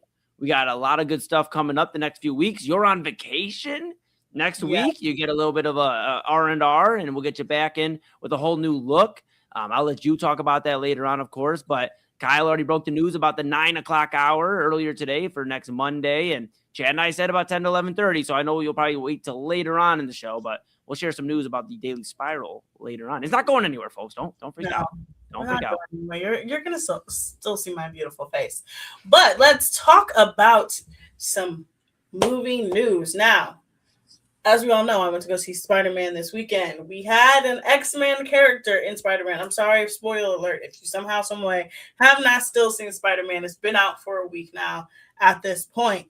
We know that Jean Grey will be played by one Miss Sadie Sink of Stranger Things fame. She is now in the MCU as Jean Grey, which means the X-Men are now crossing over to the MCU. If you do not know, Eli, do you want me to explain how and why the X-Men have not been in the MCU? Because it's really stupid and convoluted. Wasn't it just like a rights issue? Like in terms of like who owned the rights of the X-Men as opposed to like who owned the rest of like Marvel, the U, and everything like that? Yeah. So in 1996, Marvel went super broke. First, now mind you, they had just finally overtaken DC as number one comic sellers. And then 1996, they went broke. Had to file for bankruptcy, right? Yeah. But they still wanted to keep making content, right? They still wanted to keep making cartoons. They wanted to make live action movies. And DC, they had a lovely deal with Warner Brothers, so they could do whatever they want.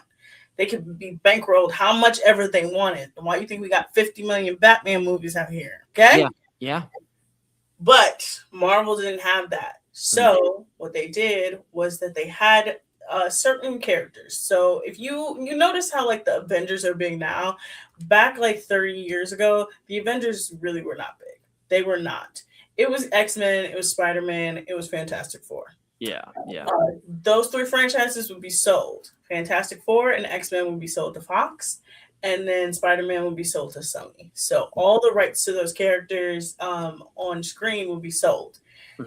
I'm going to say about 6, 7 years ago, Disney made all that money back because Marvel eventually got into bed with Disney, and Disney was like, "Hey, Fox, we see you're struggling. Let's buy you." Yeah. So they bought Fox, and they bought back all the rights to those characters, right? And they just released all the terrible X-Men films they could, and they technically released the first X-Men adjacent film a couple years ago with Deadpool and Wolverine. So now Marvel is going to make their own X-Men movie. Now, they're gonna essentially wipe out what the X-Men as we know it. And Doomsday, we know that a lot of the former cast is going to be in the movie. They were at San Diego Comic-Con. So now we have a new X-Men movie. And Eli, we have some casting announcements. Yes. I'm so excited. I gotta be honest. X-Men is like my jam. Like, you talk about some superheroes, and I'm a big Fantastic Four guy, big X-Men guy. Wolverine's like one of my favorites of all time. I mean, it's either him or Thor. I know we're talking X-Men here, so I'll keep it X-Men related. But yeah, Wolverine, that's my guy. And I mean, there's so many cool Okay, you get to the news. Like, I can't wait any longer. So we now have pretty much a confirmed 5. Well, 3 of the 5. A couple of them still in the works, but Kaylee Spannany is going to play Rogue. Mm-hmm. The newest announcement is Kit Connor is going to play Cyclops. Of course, Sadie Sink will be Jean Grey. Charles Melton will probably be the Beast, and Samara Weaving will be Emma Frost. The movie will be directed by Jake Schreier, who directed Thunderbolts and Paper Towns, and he also has directed the TV show Beef. Yes. And he's also directed like a ton of music videos. He did Chance the Rapper's Same Drugs. He did most of all of Benny Blanco's music videos. Yep. He's done a lot. And so he will be the director of the X-Men movie.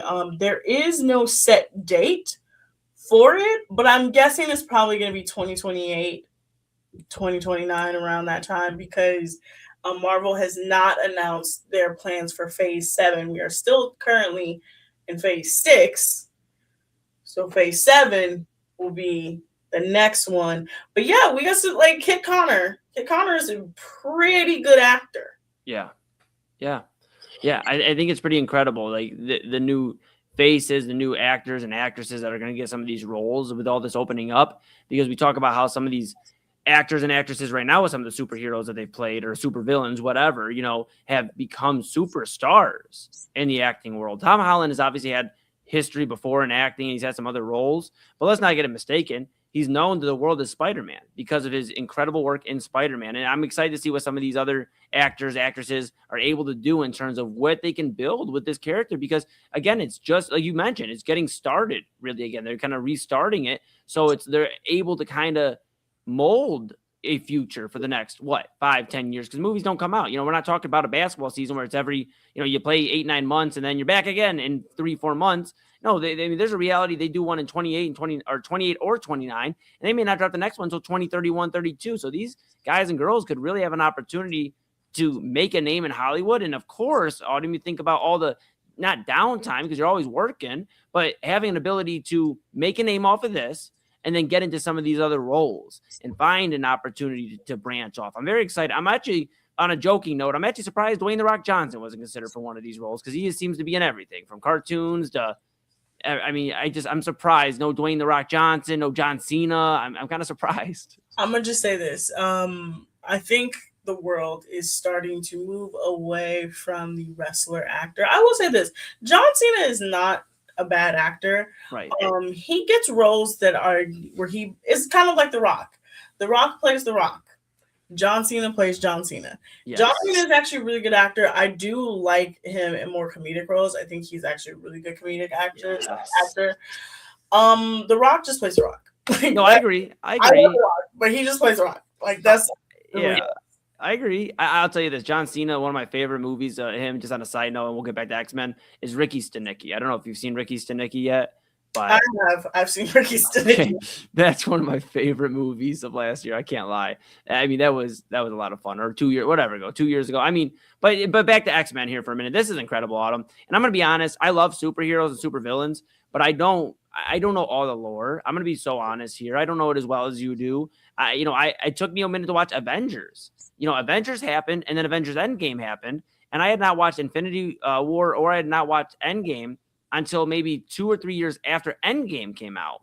So it was a real long time for me to watch it. Now, I mean, a lot of things that were happening at the time. I was working a job that I was working about 100 hours a week. So I really didn't have any time to watch anything except for my eyelids when I went home. But, I want to get more immersed, into the superheroes because I love it. I absolutely love it. When we go to Universal, it's a family trip. We go typically every other year.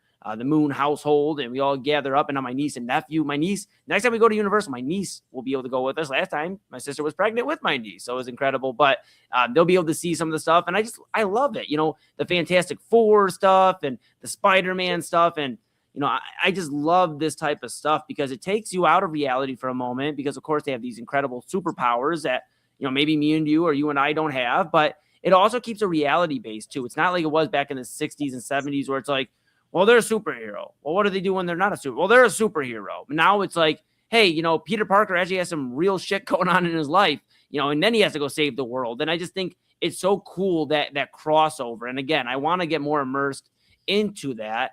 And I got a question for you. Mm-hmm. I know this is your show. I got a question for you. Hypothetical. This movie doesn't come out till 2029 in the fall. Let's say week 1 of the NFL season and the Cleveland Browns have launched their dome. They have the new dome in Brook Park. They are going to be at home week 1. Are you asking me which one I'm going to? It's a game against the Pittsburgh Steelers. It's a night game. It's Sunday Night Football. Which one? And you get tickets to this on the house, or you get tickets to the Browns versus Steelers Sunday Night Football 2029, first game in the dome. Which one are you going to? I'm going to see the X-Men. Wow. Okay. I studied popular culture in college. I literally took a whole class on superhero films and how to break them down and how to look at them from a scholarly point of view. So I will 100% take the X-Men. So I'm also going to explain the potential storyline because the storyline is, from what I'm gathering, is that they're probably starting off with the Mr. Sinister storyline. So Nathaniel Essex, who is Mr. Sinister, is obsessed with mutant genetics, cloning, and specifically the bloodline of Cyclops and his brothers. Cyclops and his brothers all have like specific powers. So Cyclops can shoot beams out of his eyes. One of his brothers, his name Havoc, can shoot beams from his body. So he becomes obsessed with them. And so they're probably going to incorporate him. I'm curious to see who they'll pick to be Professor X and Magneto. Yeah. And then the Marauders, because Marvel has Marauders, slaughter an entire mutant community. I will say this: the X-Men is the darkest of all of like the Marvel anything. The amount of genocides that happen to the X-Men across like any sort of plot is crazy. But yeah, no, so it'll probably be that. They'll probably cast a young William Stryker. If you don't know who William Stryker is the head of a government organization that eventually captures Wolverine and puts adamantium in his body, and he turns into the Wolverine we know today. So yeah, I'm honestly really excited to see this cast come through. I think they're actually trying to like do something different. Yeah. I'm glad that we are not getting actors that are like mid-20s, early 30s. Like Samara Weaving is like in her early 30s, but like she's playing Emma Frost, who has to be like a woman in her early 30s. Right. Everybody else, like Charles Melton is also in his early 30s. He's playing a man who's blue.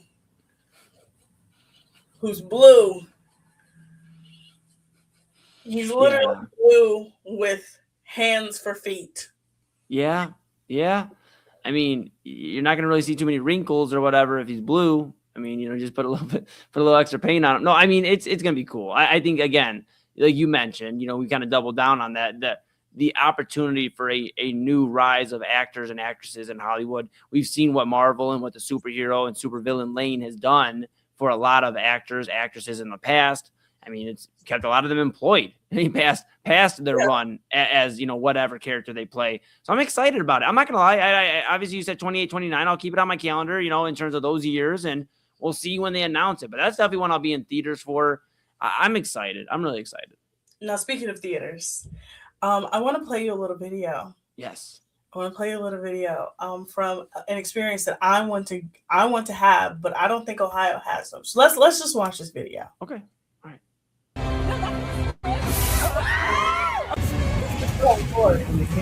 Oh no. Oh no. Oh no. Hold the horses. Hold on. StreamYard hates me tonight. All right, let's try this again. Okay? Yeah, take one. Nothing happened before. Take one. Take two.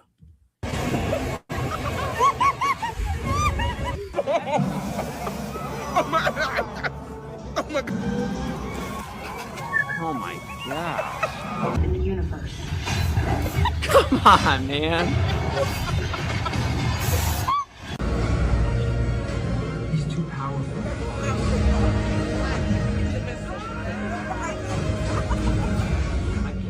Oh no. Oh no, that's a lot of liquor. I'm spilling my drink. I'm spilling my. Oh, this is the best part.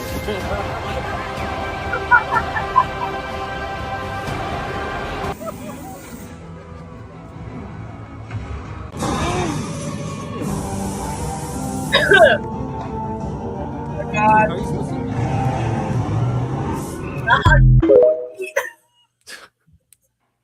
So if you guys do not know what that is the 4DX movie experience. Eli, when I tell you that it looks so fun, I would love to do it, but I also know myself and I know that I would throw up right after. Yeah. I'm not gonna lie, I'm right there with you. I get motion sickness from playing Call of Duty. I'm not even able to play Call of Duty or Fortnite really like that because I guess one of the great things Papa Moon has handed down to me is motion sickness playing video games that you have to spin around and all that other stuff.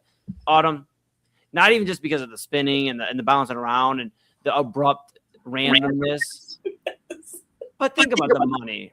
Just think about the money. Like, is there insurance on some of those snacks? Like, if you spill your popcorn, can you go get a refill? Like, hey, dude, it wasn't me. The 4DX thing just shook the shit out of me, and now I don't have my popcorn. Like, I mean, look at the guy with the liquor. I mean, that had to be a nice margarita or something. I mean, I go spill my drink. I'm spilling my drink.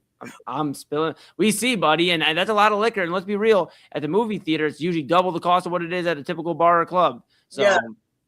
Look, if you want to laugh, watch all the 4DX reactions to the Odyssey. Oh, no.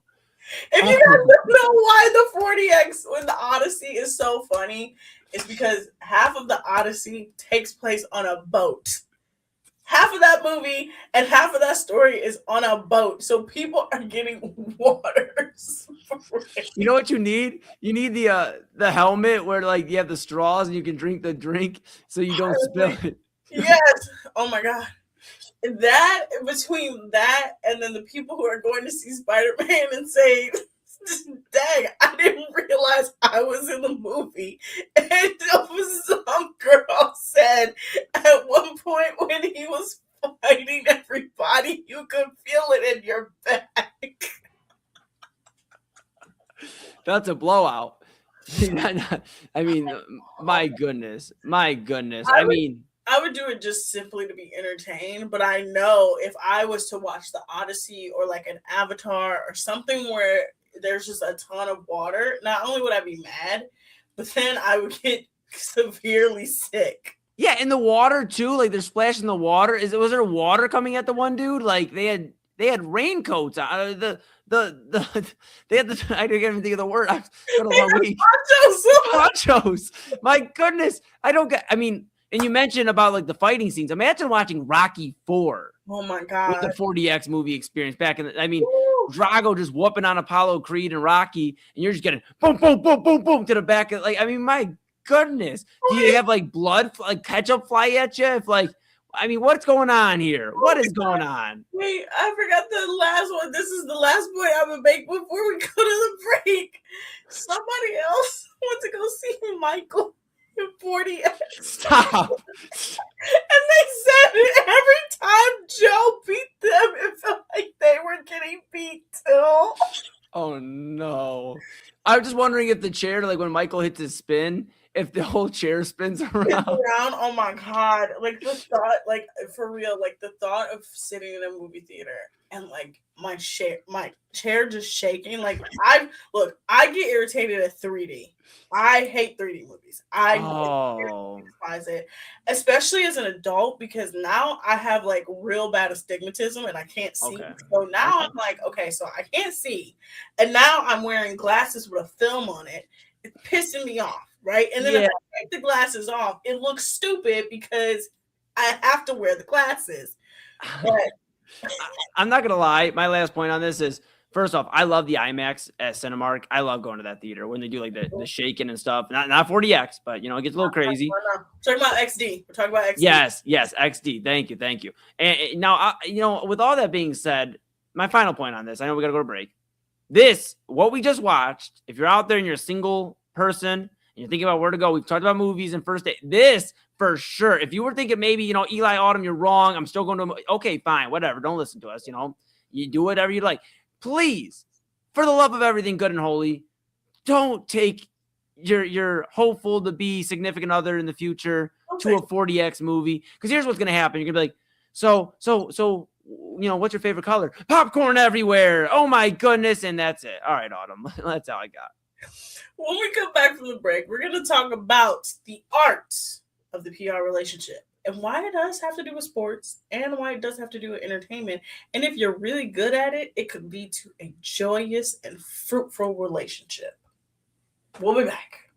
Fanatics isn't just our name, it's who we are. Loyal, passionate fans dedicated to our favorite teams and to the sports we love. That's why we're honored to be able to offer fans the world's largest collection of official sports apparel and sports jerseys from all leagues, teams, and players you love. We feature a wide selection of gear from every league, including the NFL, MLB, NBA, NHL, and NCAA merchandise, which allows us to serve fans of football, baseball, hockey, basketball, lacrosse, soccer, golf, and, well, everything else that gets your heart pumping.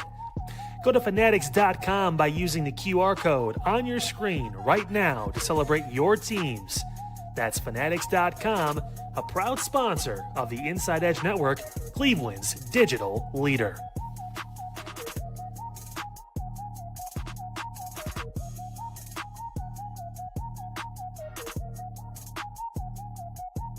Small business owners are superheroes, but nowadays running your business means doing so inside your shop and on social media. That's why you should make Omega Video Marketing your sidekick. With a decade of content creation experience, I create dynamic, informative, and fun videos for your specific social needs that will increase brand awareness, get you more followers, and keep your social pages and websites current and fresh. I offer flexible pricing and turn times and will work with you to understand your brand and your story. All of that comes from the heart. My award-winning expertise is just the cherry on top. So let's get connected. After all, your brand is the alpha and my expertise is the omega. Discover our collection of handcrafted candles. That's right, every product is thoughtfully created in small batches free from harmful toxins for mindful everyday indulgence. Our candles are hand-poured in coconut soy wax with natural wood wicks, offering a long-lasting burn and rich fragrances. Create a cozy, safe ambiance for your home with candles from Alley Rose Fragrances. First-time customers use the promo code InsideEdge20 to receive 20% off your order. AlleyRoseFragrances.com, proud sponsor of the Inside Edge Podcast Network. Mosser Moments Photography is a husband and wife wedding photography team based in Cleveland, owned and operated by Inside Edge Network's very own Ryan Mosser and his wife Hallie. For the past 10 years, they've captured more than 100 weddings across Northeast Ohio and beyond, always working together as a true two-person team. Their style centers on authentic, emotional storytelling, documenting the real moments between two people in love and creating images that feel natural, comfortable, and true to the couple. Rooted in Northern Ohio but inspired by their travels, Ryan and Hallie bring a warm, personal approach to every wedding day. Their work blends experience, consistency, and a genuine passion for helping couples relive their best day through timeless photography. Learn more at monstermomentsphotography.com by using the QR code on your screen right now. monstermomentsphotography.com, a proud sponsor of the Inside Edge Network, Cleveland's digital leader. So the stunning thing about the QB tiers list, the one produced by the Athletic, NFL executives, head coaches, general managers voted on, it's not that Shedeur Sanders was ranked last. I mean, that part is very odd, but that's not it. It's not even that Deshaun Watson, for the most part, was considered a tier 4 quarterback. But there was an NFL head coach, unnamed NFL head coach, current NFL head coach, who considered Deshaun Watson right now to be a tier 2 NFL starting quarterback. Yeah, I'm about as stunned as you are right now. We're talking like the same level as like Lamar Jackson and Justin Herbert, Drake May. Yeah, there's a head coach out there who believes, and his name is not Todd Monken. There's a head coach out there who believes that Deshaun Watson is one of the best quarterbacks in the league. We tried to break that down last night on Midnight Run. We really got into it, myself and Eli. But coming up tonight, who do you blame for ruining baseball? What if I told you the answer is not the Los Angeles Dodgers? We'll get into that. And what if I also told you that there's only one team that can prevent the lockout from extending and missing games in 2027? What if I told you that team was the Cleveland Guardians? Wait, what? Yeah, we got a lot to break down. Plus, our network, Inside Edge Network QB tiers list. We'll get into all that. We are busy. We're locked and loaded. Tonight at midnight, on Midnight Run, right here on the Inside Edge Network. 5, 4, 3, 2, 1.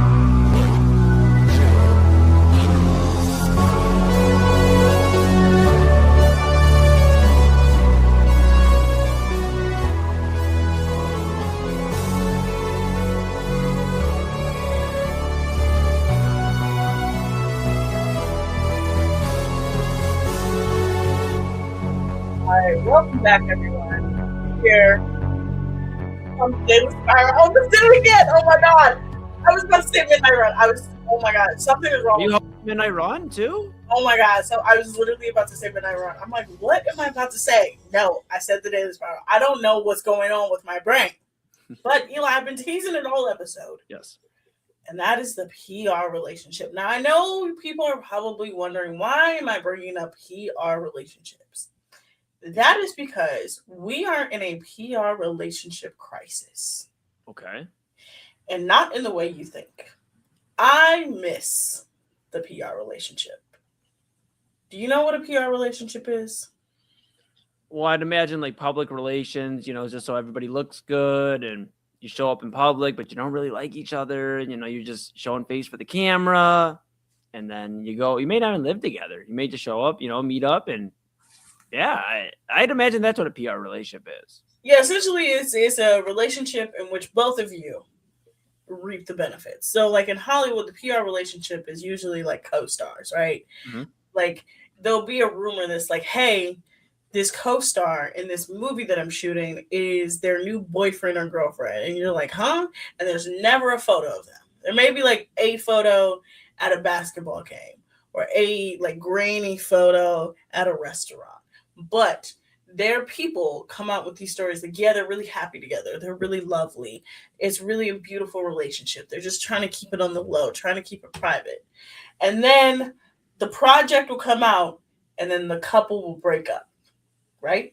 Right. That's a PR relationship. And I know what you're probably thinking. Do sports have PR relationships? Absolutely. Mm-hmm. Mm-hmm. We absolutely have sports PR relationships. Okay? Okay. If you ever see a quarterback and he dates a celebrity woman for 3 months and they're like, yeah, we couldn't do it because of the distance, that's a PR relationship. That lady is being paid to make that man look good, make him look better, Mm-hmm.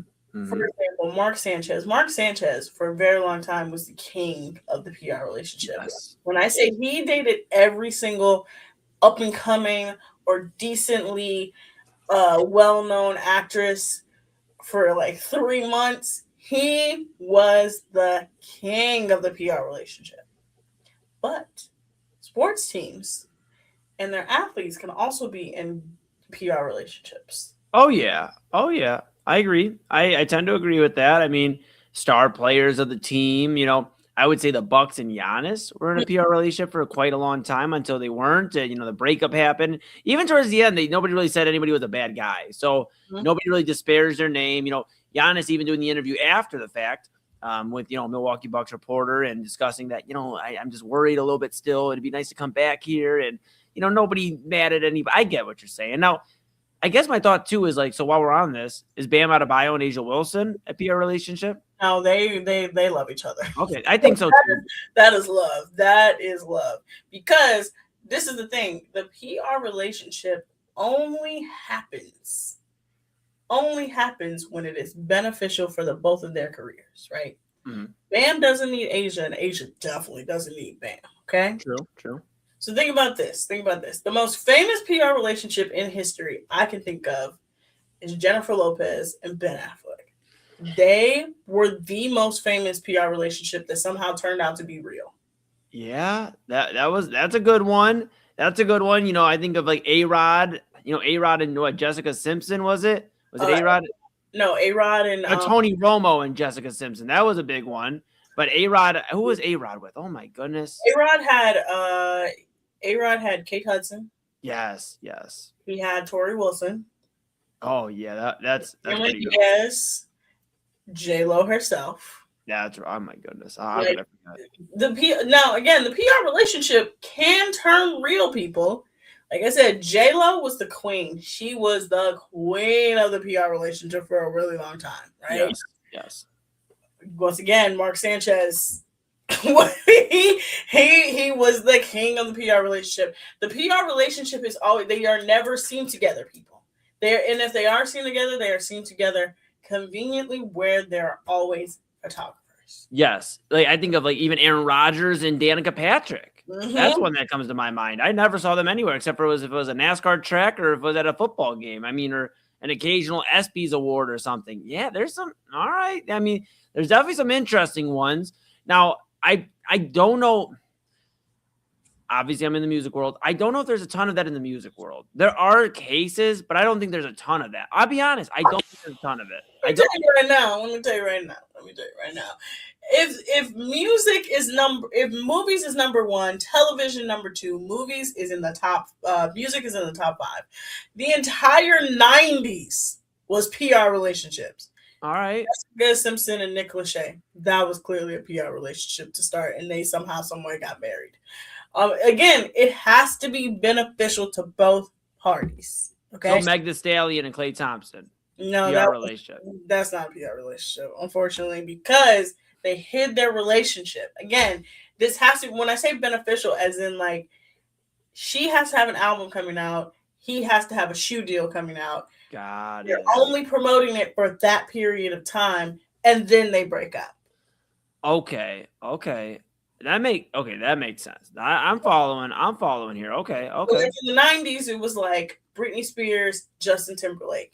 Definitely PR relationship to start. And it can always come out real. It can always come out to be real, people. Ben Affleck has done it 3 different times. So Drake and Rihanna, PR relationship? No, he's obsessed with her. Yeah, he is.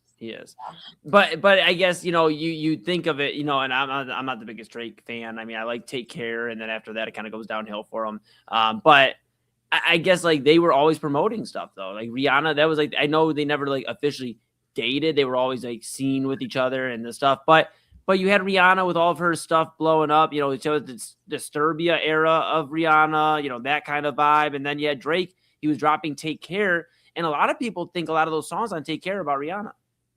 And she's on that album. Yeah. Okay. So this is the thing.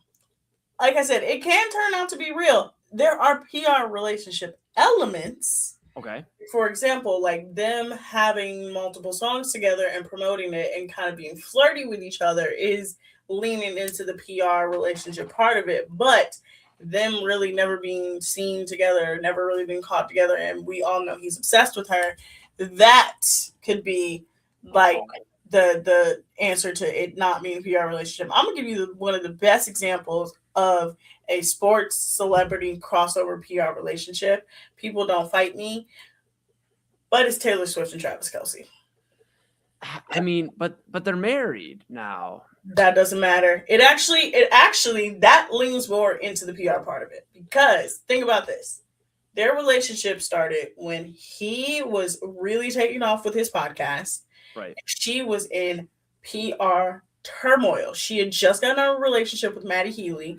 Maddie Healy is something. He's something. Mm-hmm. Let's just say that he's something. So you get out of a relationship where you are your PR is at a low, especially because you already came out of another relationship where people kind of lean towards him. Travis kind of needed a boost. You get together, and now you're a beloved couple in the NFL. Now people are looking at her every move. Now people are following the NFL. The NFL's like the viewership spike to like 40 million people because of her, right? Hell, you have people being like, I hope the Chiefs make it to the Super Bowl so we can see her at the Super Bowl. You remember that? I do.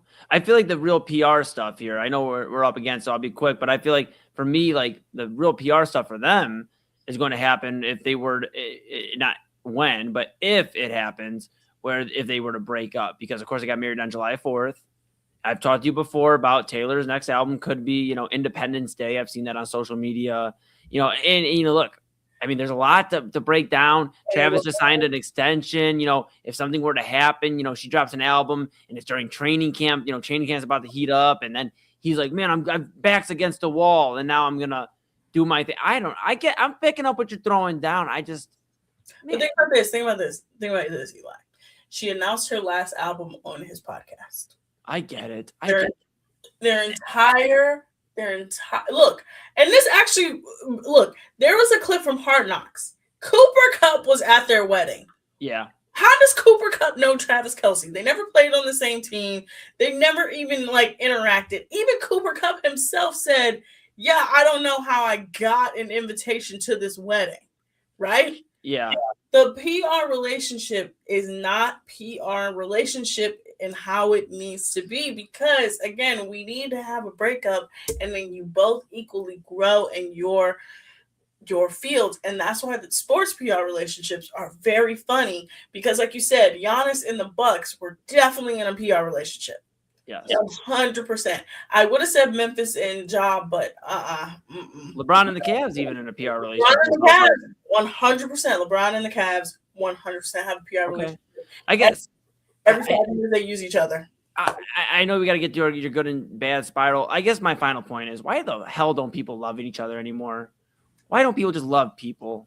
Why does it always got to be what to gain? And maybe I'm a hopeless romantic. Yeah, I'm so, I was talking to Papa Moon earlier today. I'm going to pull the curtain back for a moment. And I said, he's like, it's been a minute, are you looking for love? And I said, Papa Moon, no, I'm not.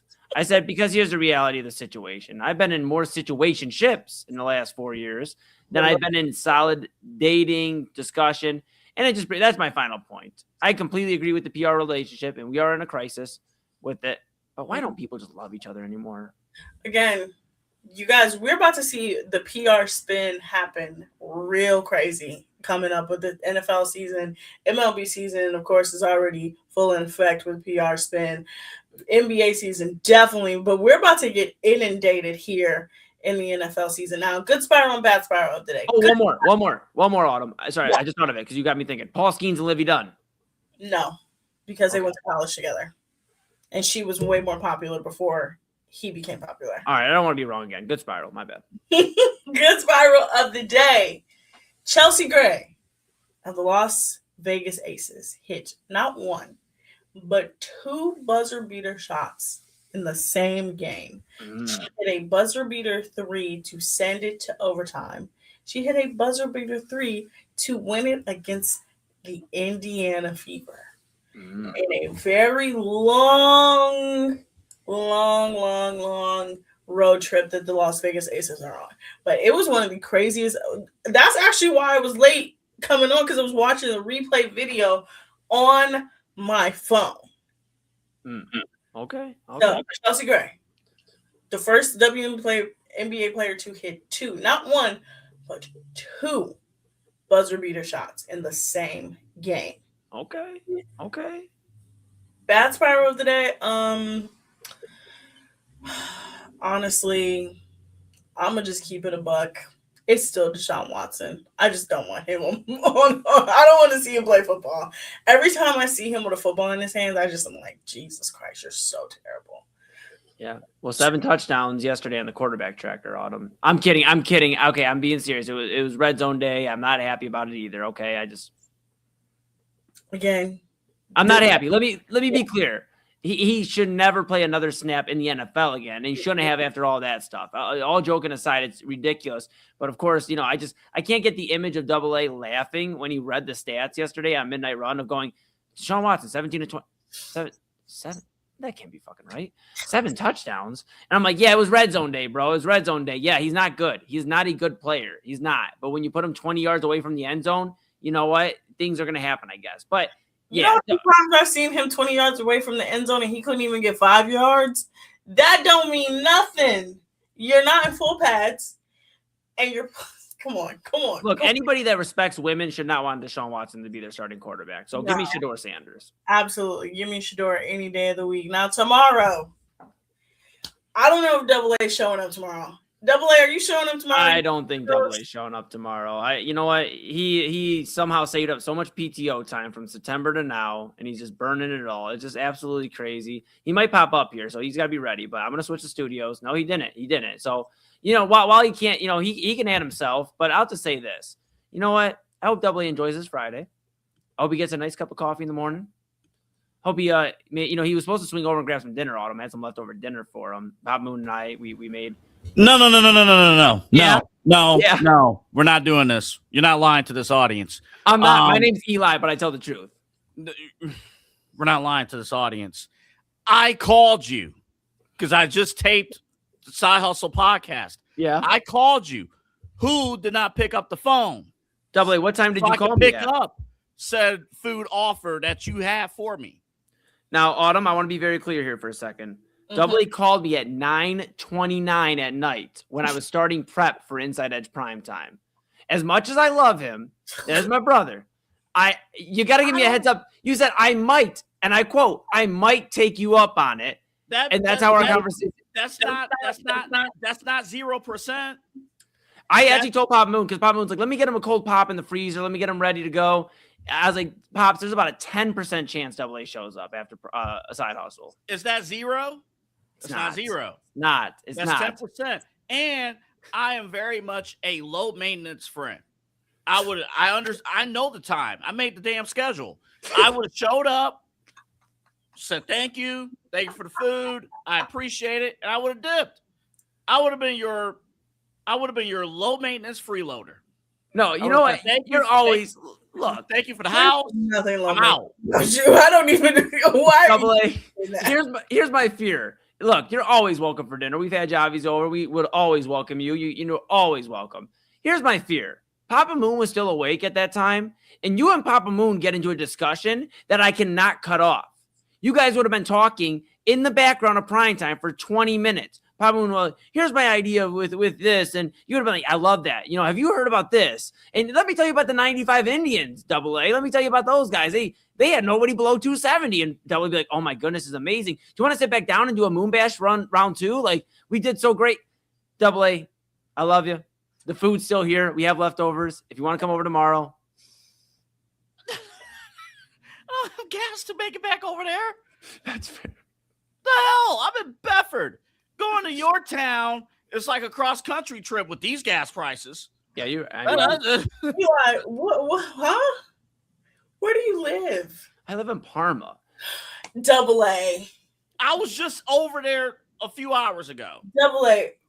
It takes me 10 minutes to get to Parma. 15, You're in double digits. I can't do double 15. digits until payday. Come on. No. can't It do takes double 10 digits minutes to get to until Parma. payday. 15 if the traffic is bad and there's construction. I can't do it. No. Double A, if what you wanted to say was you just didn't want the dinner, that it wasn't up to standard of the other dinners Papa Moon has made, then I get it, man. It's okay. Listen, if you're asking me to go past Turney Road, I can't do it. Jesus Christ. I can't do it. Turney Road. My limit is Turney Road, Harvard. I might go a mile past 271. That's it.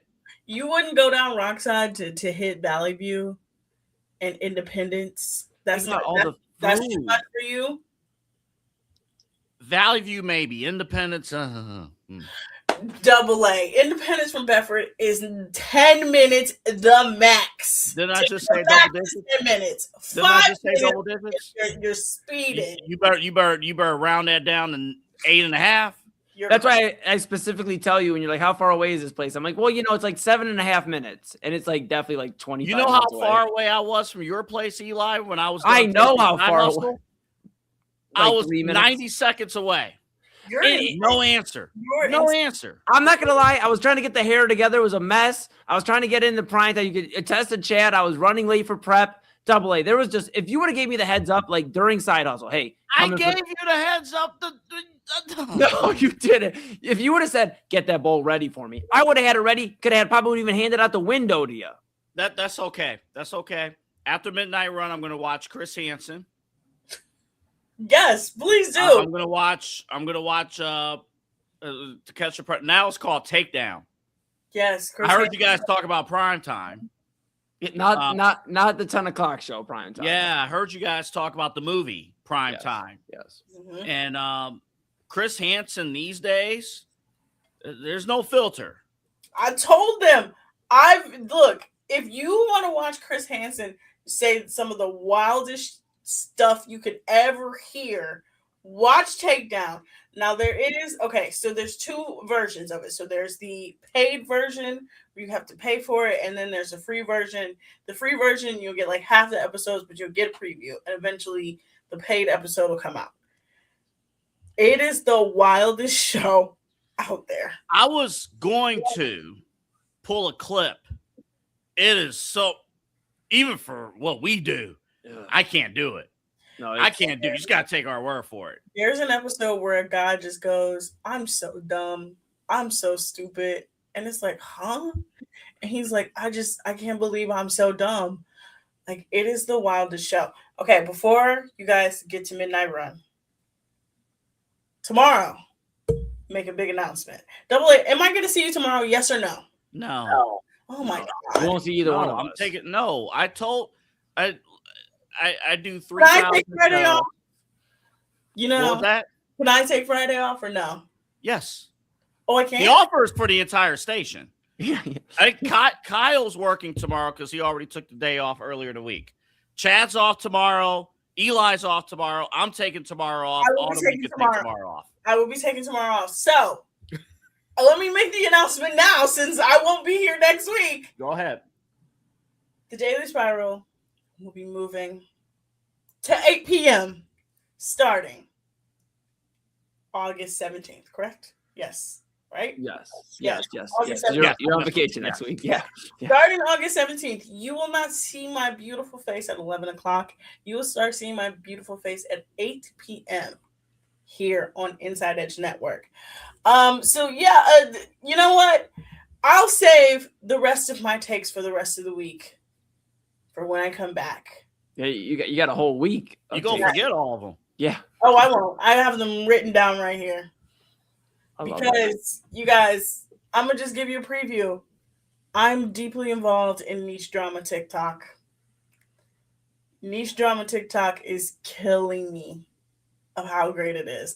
And if you want to know what niche drama is, there's two different girls who've gotten their dress stolen by two different women off of an app called Pickle. Okay, come on, Autumn. All right, listen. There's a man. So what do you mean by that? What do you mean by Pickle? There's a man who made a Sounds like video they're in a pickle. who made a video about his sister's makeup artist canceling on her a month before her wedding. Oh, that's bad.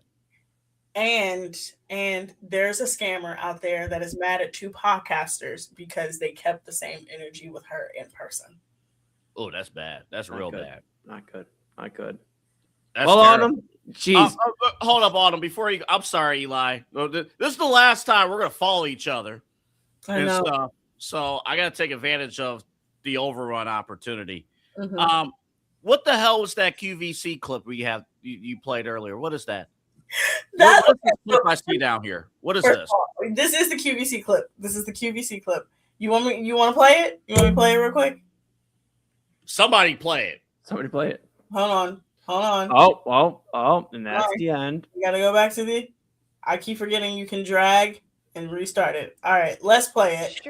And this wave pattern, again, it looks like you went and got a blow job at your blowout at your salon. Oh my God. And it looks beautiful. All right, hope so it looks here's beautiful. what's happening today. We're having a huge beauty sale. Everything ships to you for free, but that goes away at the end of the day. I will remind you that this She is dropped to the ground. one-time only price, where the price goes up at the end of the show, not the end of the day. So we're going to save you. Yo, it is the way that she just goes. I can't believe y'all. QVC is the funniest. That's another thing. If you want to laugh, just go on TikTok and look up QVC, and you will laugh for hours. You know, pretty soon we might add a home shopping 1 a.m. hour. Who knows? As long as they don't say what the fuck that lady just said. Well, for our audience, that might be for the best. There was a lady who called in, and there was a shirt, and she was like, "Oh my God, I love your shirt because I can wear my pasties underneath." And they were like, "Huh?" And she was like, "Yeah, I can wear my nipple pasties underneath." QVC is some of the funniest drama. It's so funny because the people just say whatever, and the hosts just have to keep going with it because it's live television. It's live. It's transactional. Like It's beautiful. You gotta get after it. Some may say it's a PR relation. No, you gotta get after it. I might as well get my announcement out of the way too, since everybody else has announcements. Mm-hmm. My show is still called Midnight Run. That's my announcement.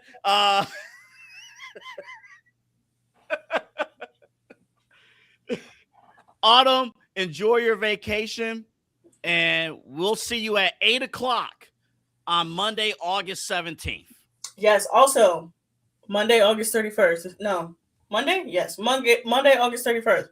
Put it on your calendar.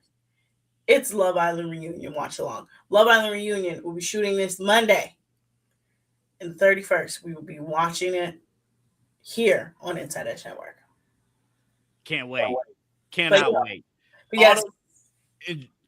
Enjoy the early start to your vacation. Thank you for everything you do for the network. Thank you guys. I needed it. I need a day. Yeah. The Daily Spiral's next. I'm sorry. Now I'm catching Autumn drift here, naming the wrong shows. Midnight Run with me starts after the station ID.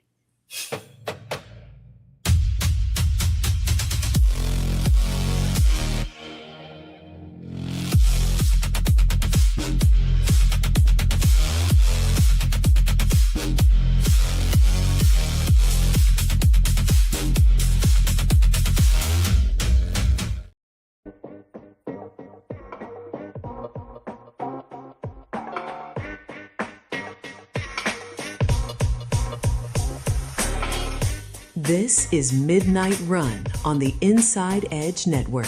Here's your host, Anthony Alford.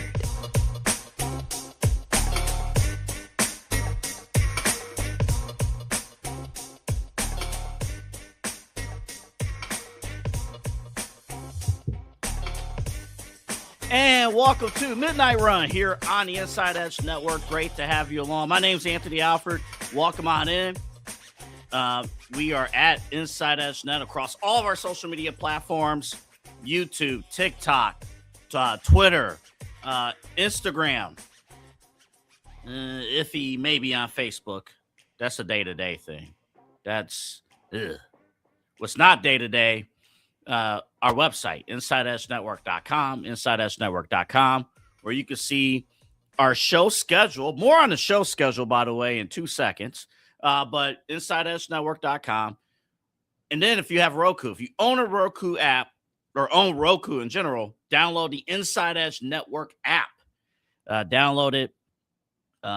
Just search Inside Edge Network. We have it for you on the Roku. Now, a few announcements for you before we talk Cleveland. By the way, disappointed in the Cleveland Guardians. I'm still going to put over the Guardians. How the hell you get swept by the Mets? What are we doing? But Guardians are a big part of the A block. More on them in just a bit. But first, you've heard everybody else on the network allude to major programming announcements, and I will lump mine in with the overall scope of our network. 1 month from, just about a month from now, September 5th will be the 1-year anniversary of the Inside Edge Network. And I am very proud of our entire team. And everyone that's on the daytime lineup has been with us since day one of the network, all the way through. Our very first broadcast was a NFL season preview with myself, Chad Bryant, and TK Dandridge. That was the very first broadcast back on September 5th, 2025. And since that moment in time, we have grown to averaging over 40,000 viewers, either through our live shows or show clips each and every single week here on the network. We're one of the very few platforms based here in Cleveland, Northeast Ohio, that has grown over the summer. During most people, most stations, most networks' dead times, we have grown. And 11 months in, we're now in month 12. We are ready to grow here again as we get ready for football season. So you've been hearing all the talents, you've been seeing the commercials. Allude to a new programming lineup where, let me stress, nobody is going away. In fact, what we're doing is actually expanding, and we're opening shows up to new audiences. So here we go. You just heard Autumn just a few minutes ago. When she's back from vacation on August 17th, the Daily Spiral will kick things off at 8 o'clock right here on the Inside Edge Network.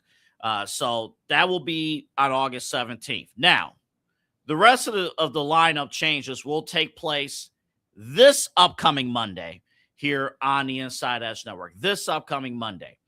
Unfiltered. My guy, Kyle Cornell, he's been doing an unbelievable job. Local news, community news, and big time events, local and national, and he gets after it. And he's going to be able to bring it to you at a time where nobody else in the city is bringing it to you. Unfiltered with Kyle Cornell, 9 o'clock, starting Monday here on the Inside Edge Network, weeknights. Again, this is a one-stream thing. All these shows you're going to hear is all going to be on one stream. Then at 10 o'clock, Eli and Chad, they're not going anywhere. In fact, they're going to stretch their legs out just a little bit. Inside Edge Primetime, the show that you know and love, is staying at 10 o'clock, but it's going to expand to 90 minutes.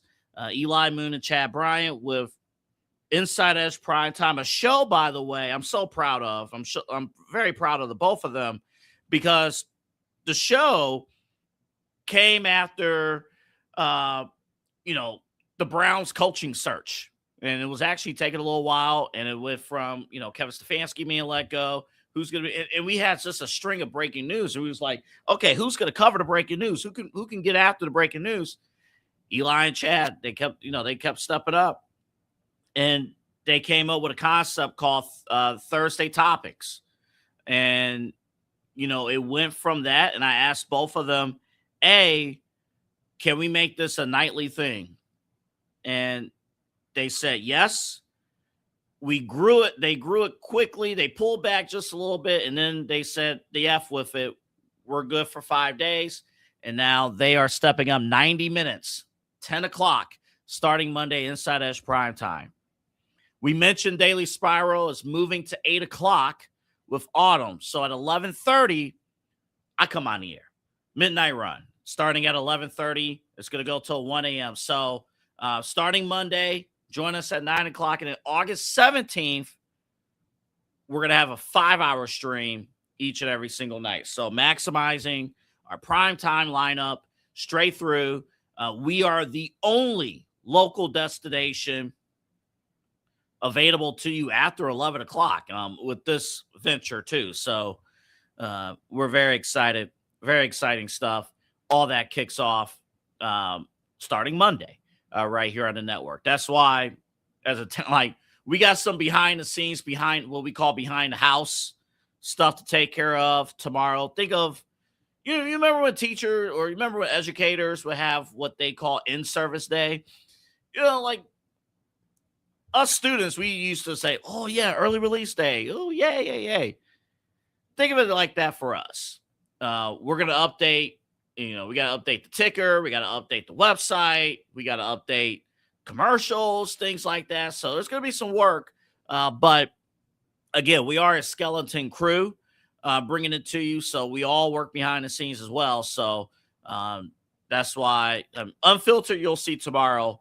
But tomorrow night, we'll probably have a replay for you during the night stream. But come Monday, all ready to go with programming. Very exciting stuff. I just want to say, too, none of this is possible without you guys, the audience. You guys have been rocking with us all the way through. I want to personally thank Eli for this particular question. And actually, Eli, I want you to come on the screen because I'm going to answer that question for you. We had our programming meeting earlier in the week, and Eli, who's also our assistant program director here at the Inside Edge Network, asked our team, what is your why to doing this? To not, yes, get in front of the microphone, but also make sure the presentation looks good, the commercials, the topics, all that stuff, helping each other out, and doing this 5 days. We say 5 days a week, but we work at this 7 days a week. But what is your why? And I apologize for not putting this in the rundown, but I think this is important to get out.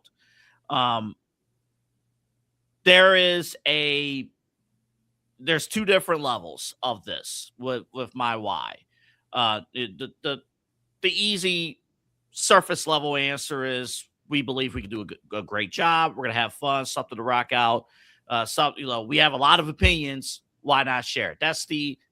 That is an answer, but it's the surface level.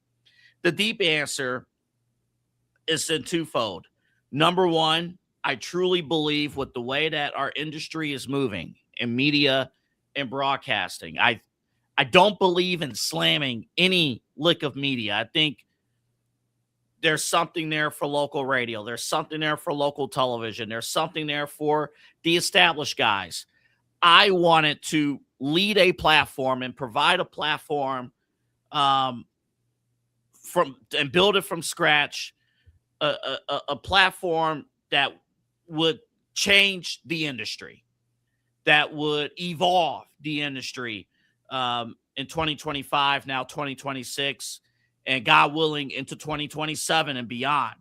And having an opportunity to build all of this from scratch, the foundation, and to have a team with me to, if all of us are successful, we are successful, and we thank you guys for it.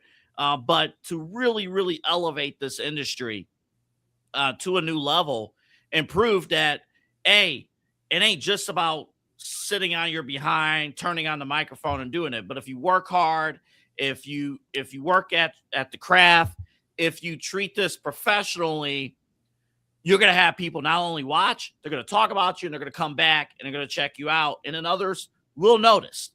And seeing this built from an idea, from scratch, seeing the foundation. And when Peter Tellup, our owner, of course, LPV Productions and owner of the Inside Edge Network, when he approached me and said, hey, can you be the program director of this? I jumped at it because this was an opportunity, but I needed the right people around me. And the person sitting next to me that you see on the screen is one of the biggest reasons why we're successful. And everybody else that you see on the screen, whether you see them every day or you see them once or twice a week, every single person who's with us now, who was with us before, has had a hand in making this thing successful and making the Inside Edge Network successful. But to also hear the feedback and to see you guys watch it day in and day out, and to see a platform grow and to really change the industry, that is my why. My why is to really elevate and do our part in elevating Cleveland media to a new level. My why for this particular show, Midnight Run, I know how tough it is to be battling at this hour.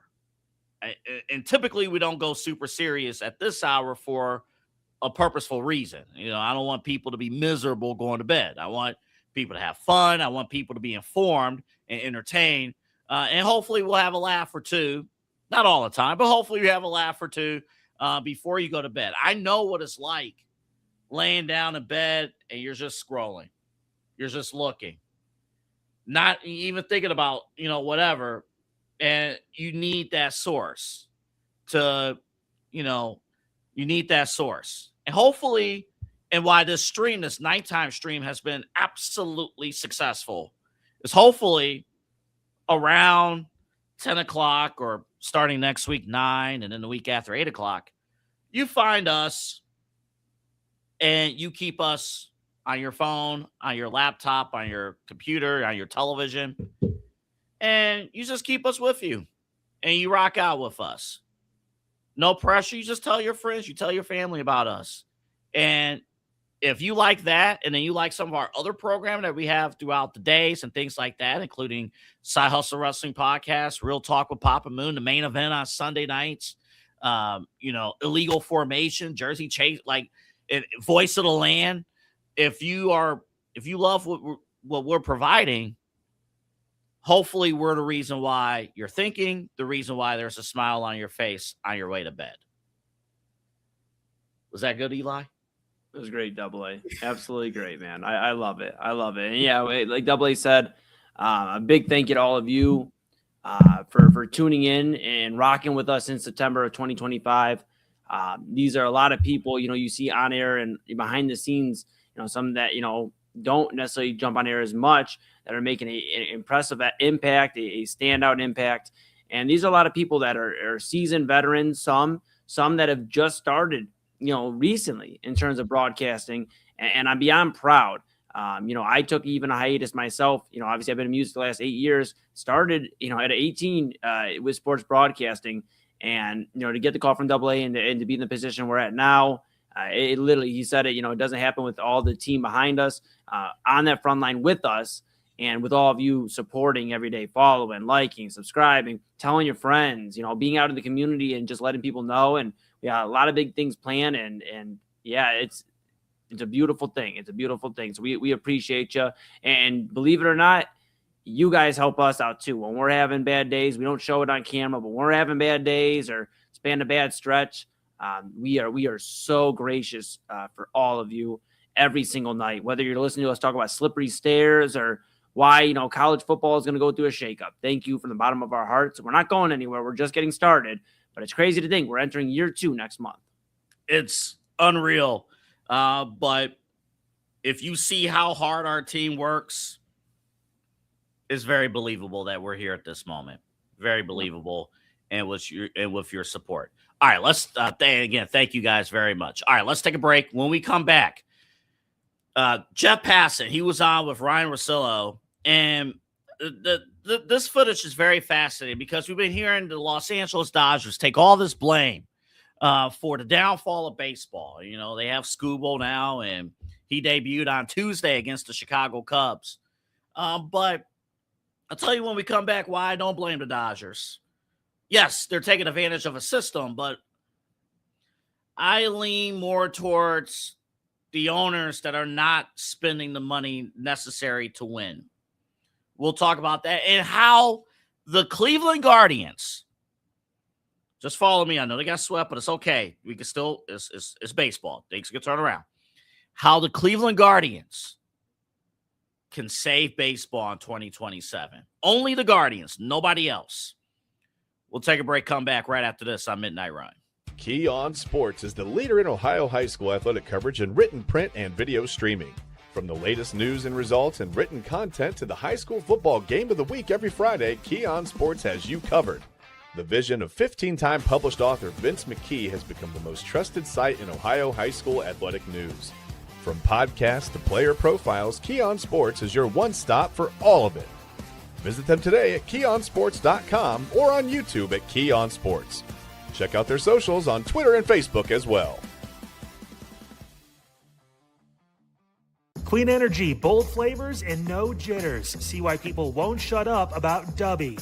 Clean energy, no jitters or crash. Whether you're starting your workday or getting ready to exercise, Dubby Energy helps you lock in and focus. With over 15 flavors to choose from, you can't miss. Order Dubby Energy right now by using the QR code on your screen and use the promo code InsideEdge10 to receive 10% off your order. Dubby Energy, your energy-focused sponsor of the Inside Edge Network, Cleveland's digital leader. Discover our collection of body mists made with clean, minimal ingredients. Handcrafted with natural essential oils and clean ingredients, they offer a natural alternative to synthetic fragrances. Perfect for sensitive skin and those seeking clean, mindful self-care, and the perfect gift for you or your special someone. Courtesy of Alley Rose Fragrances. First-time customers, use that promo code InsideEdge20 to receive 20% off your order. AlleyRoseFragrances.com, a proud sponsor of the Inside Edge Network, Cleveland's digital leader. Whether searching for a baseball autographed by your favorite World Series slugger, a signed football by an iconic Hall of Famer, or the jersey of a world-famous soccer star, you've come to the right place. Here at sportsmemorabilia.com, the web's leading source of authentic sports memorabilia, you'll find more than 500,000 authentic products from nearly every professional sports league, team, and players. Not only will you find your next prized sports possession with ease thanks to superb customer service and tremendous site experience, you'll have the satisfaction and peace of mind that every product listed comes complete with a certificate of authenticity and is fully backed by the sportsmemorabilia.com lifetime authenticity guarantee. Go to sportsmemorabilia.com by using the QR code on your screen right now. Sportsmemorabilia.com, a proud sponsor of the Inside Edge Podcast Network, Cleveland's digital leader. Find us on InsideEdgeNetwork.com for the latest information on your favorite shows, personalities, and network partners. Plus, guess what? We have a merch shop.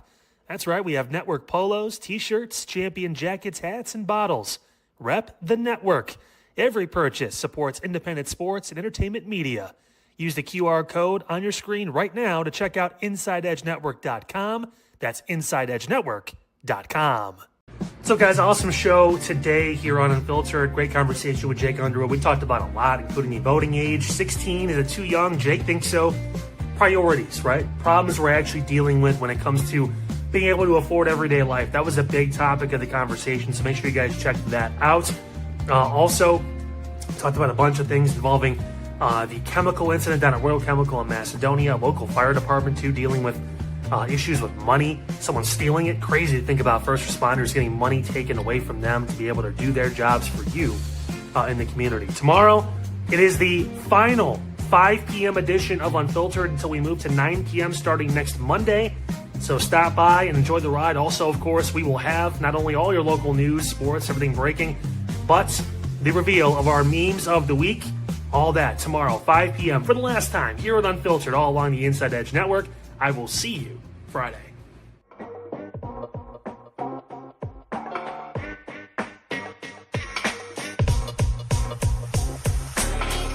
This is Midnight Run on the Inside Edge Network. Here's Anthony Alford.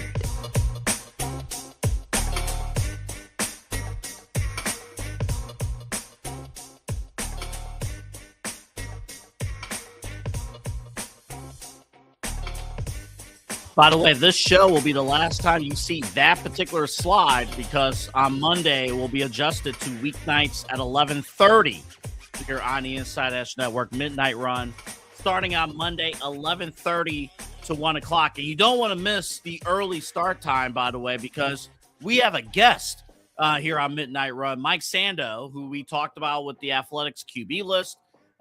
Check out yesterday's episode. We went very deep into Shedeur Sanders' ranking and Deshaun Watson's ranking. We talked about how there's a current NFL head coach, not named Todd Monken, who voted Deshaun Watson as a tier 2 quarterback. Tier 2. We'll get in. We'll ask Mike about that coming up Monday. He'll be with us during the 11:30 half hour this Monday from The Athletic. He researched the QB tiers list. We will have him for you at 11:30 during that half hour on Midnight Run. You do not want to miss it. We'll talk a little bit about our QB tiers list coming up before the end of this hour. I know things look bleak for the Guardians after getting swept by the Mets. Here's the good news. You know who else got swept? What up, Boston? How you doing? Thank you, Red Sox, for sweeping the White Sox. Thank you. So, hey, Guardians are still 3 back. And guess who we face this weekend? Guess who we got? The Chicago White Sox. Now, the last go around, it was pretty much a 500 split. I think the White Sox took 4. I think we took 3 or something of that nature. But we got an opportunity here. Opportunity this weekend. This is the showdown. Here we go. You want playoff baseball? Now here in August, you can make a little bit of a difference here. And just recapping the AL Central stand with and villainous group that is using its natural resources to take over baseball. And to some extent, that's true.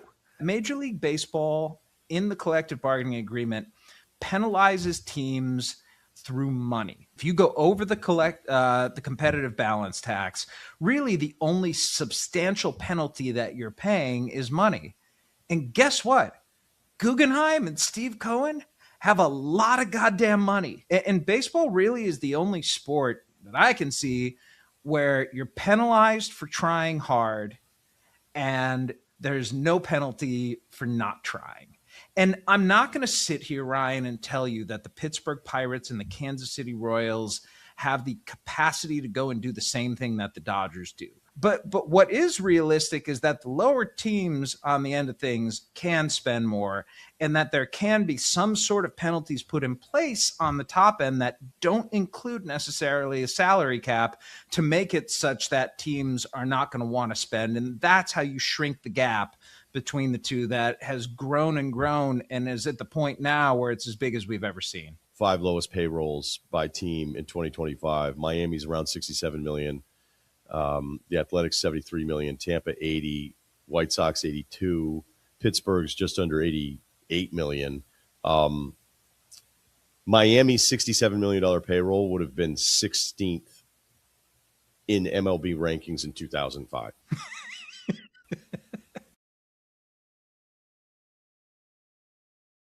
And there you go. Netflix has podcast. Netflix also has video games. How about that?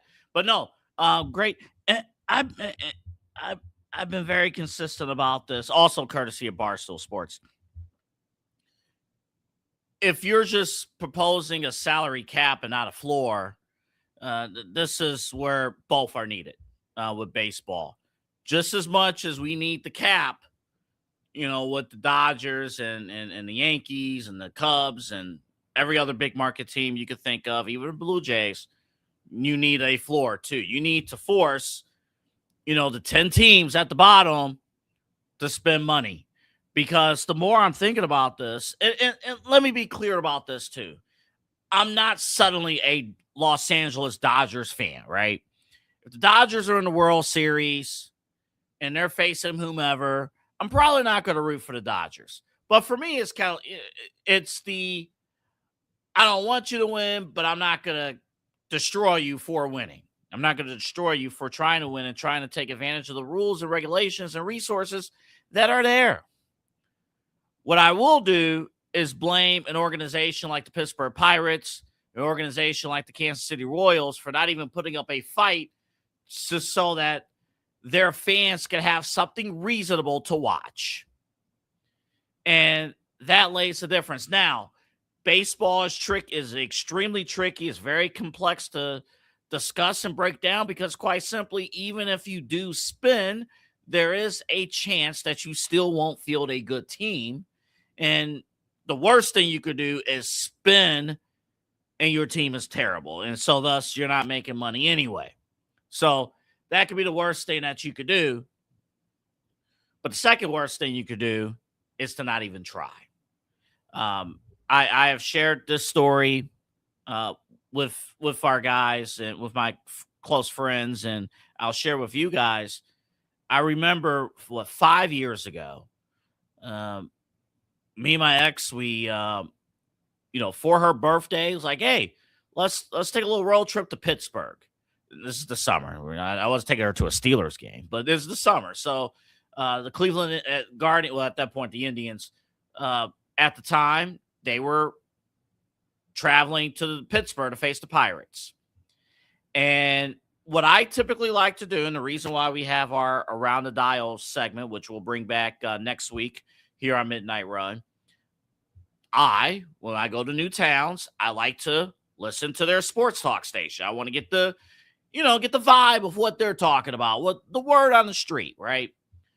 So I flipped over to their sports talk station that had the Pittsburgh Pirates, the official broadcast of the Pirates. This is June of 2021. Can you imagine you flip over to the Guardians pregame show in the middle of June and 50%, 60% of the pregame show is spent talking about the minor league system?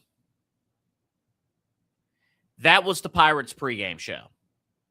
When I listened, the network official pregame show, 60% of their pregame show was them breaking down their minor league prospects.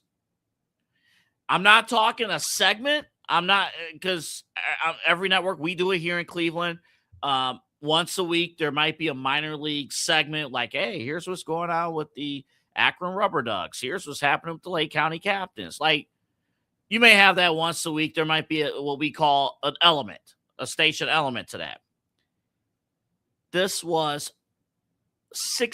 over 60% of their network pregame show heading into Pirates Guardians. Now you tell me where their priorities are. And you tell me who actually gives a damn about the product they're putting out on the field. And you tell me how well they're actually taking care of Paul Skeens right now. And just period, right? So that's where things get frustrating. It's like when you don't even try. That's why baseball and like football are very different. The Browns, for all of their faults, are at least trying to. They're doing a poor job at times, but at least they're trying to put out a winning product. Imagine having a pro sports team that doesn't even try to field a competitive team. It's happening in Pittsburgh. That's happening in Kansas City. And then take a team like the Athletics. They're failing to put together a great baseball team. And then they turn around and look at the city of Oakland and say, oh, you guys are not fixing up you're not giving us a new stadium. You're not filling up our the seats. We're going to move to another town. And the city of Oakland is saying, where the hell's our winning product? Billy Bean's been gone for a long time. Where's our, we're talking Moneyball back in 2002. Still a great movie. I watch that movie once a year. Great movie. Moneyball. Great movie. But Moneyball is cool in concept and novelty in concept. The problem, though, is that shouldn't be the foundation. At least with Moneyball, at least you're trying. It's, teams like the A's back in the day, teams like the Guardians now, the Tampa Bay Rays. They don't have that much resources, but at least, well, what they do have, they're giving it a shot. And I know the series against the Mets has not turned out well. I know, we didn't get good news with Jose Ramirez earlier in the week, but at least this week, you've seen a team that's tried. Now, is it enough? No, but it's better than what's going on in a city like Pittsburgh. Now, I say all that to say this. We all agree a lockout's going to happen. December 1st of 2026 of this year. That is the official date, when the CBA ends.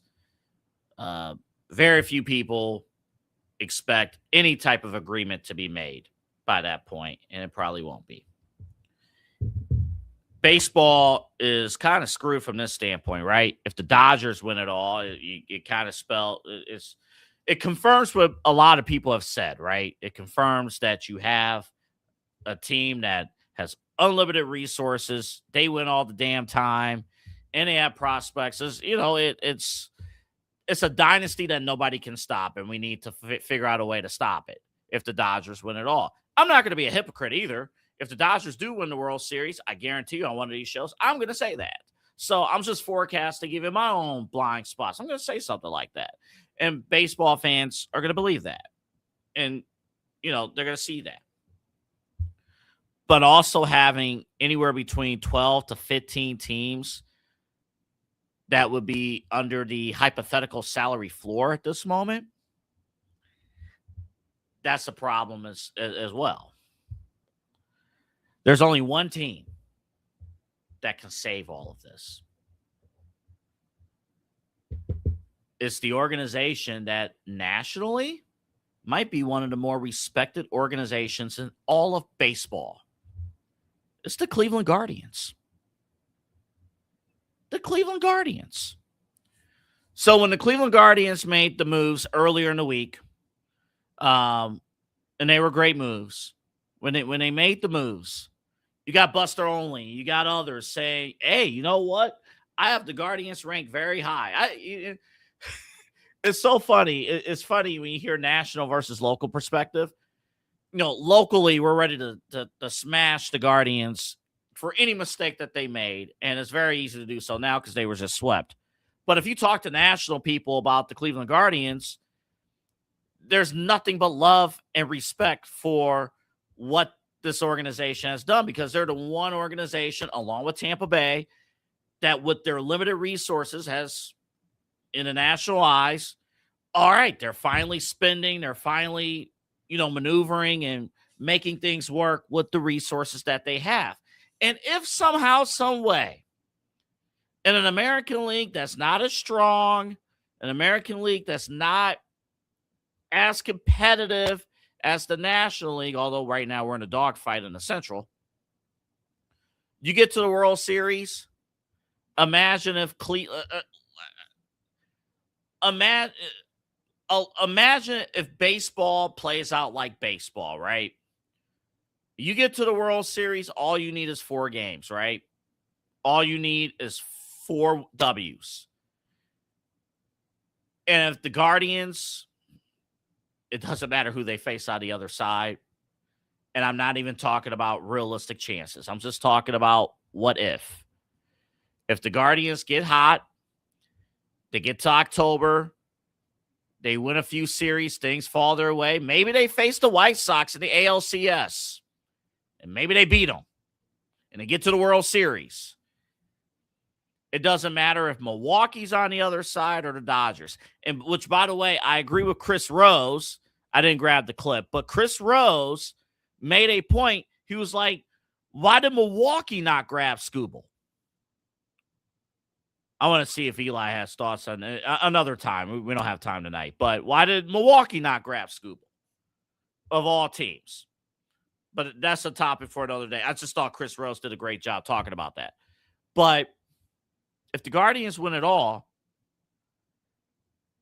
every perception that a lot of people think about baseball will be broken. Finally, a small market team can win it all if they prove that they can spin, if they prove they can make the necessary trades. If you do things the right way, you could win it all. What's broken? No other team can pull this off. No other team. I would say Tampa, but Tampa, I know they haven't won in a while, but they've been around. They've been there, done that. And nobody really roots for Tampa. No, my apologies. Nobody really roots for Tampa. Milwaukee has to get by the Dodgers first. And they haven't proven that they could do that. But in Milwaukee's looked at one of the big boys. The Guardians, however, Cleveland, longest drought in baseball right now. Haven't won since the late 40s. We broke the streak of the Cubs. We broke the streak of the White Sox all those years ago. We broke the streak of the Red Sox all those years ago. All that's left is Cleveland. And let's make something perfectly clear, too. We win the World Series here in Cleveland. I'll give you Cleveland's reaction. It's going to be complete joy, and it's going to be, you better play in 2027. We're going out there and defending our championship. We're not going to sit at home. You better go out there in 2027. So I think if they win it all, there will be less of a fight. I think a lockout still happens, but I'll say this as we go to break, but I don't think regular season games are missed. I don't think there are much drastic changes with baseball. You'll see changes, but not as drastic, because now you get to see, a small market team that finally is doing it correctly. You can win it all. And, excuse me, one World Series victory for Cleveland can last for some a lifetime. That's the power of a championship. We'll take a break and talk a little QB tiers, just a bit, because then we got to wrap the show up. We'll talk about that next on the other side. Fanatics isn't just our name, it's who we are. Loyal, passionate fans dedicated to our favorite teams and to the sports we love. That's why we're honored to be able to offer fans the world's largest collection of official sports apparel and sports jerseys from all leagues, teams, and players you love. We feature a wide selection of gear from every league, including the NFL, MLB, NBA, NHL, and NCAA merchandise, which allows us to serve fans of football, baseball, hockey, basketball, lacrosse, soccer, golf, and, everything else that gets your heart pumping. Go to fanatics.com by using the QR code on your screen right now to celebrate your teams. That's fanatics.com, a proud sponsor of the Inside Edge Network, Cleveland's digital leader.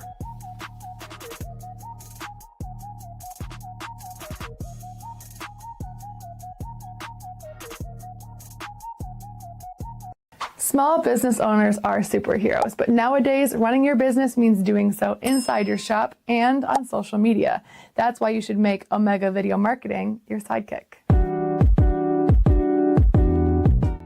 With a decade of content creation experience, I create dynamic, informative, and fun videos for your specific social needs that will increase brand awareness, get you more followers, and keep your social pages and websites current and fresh.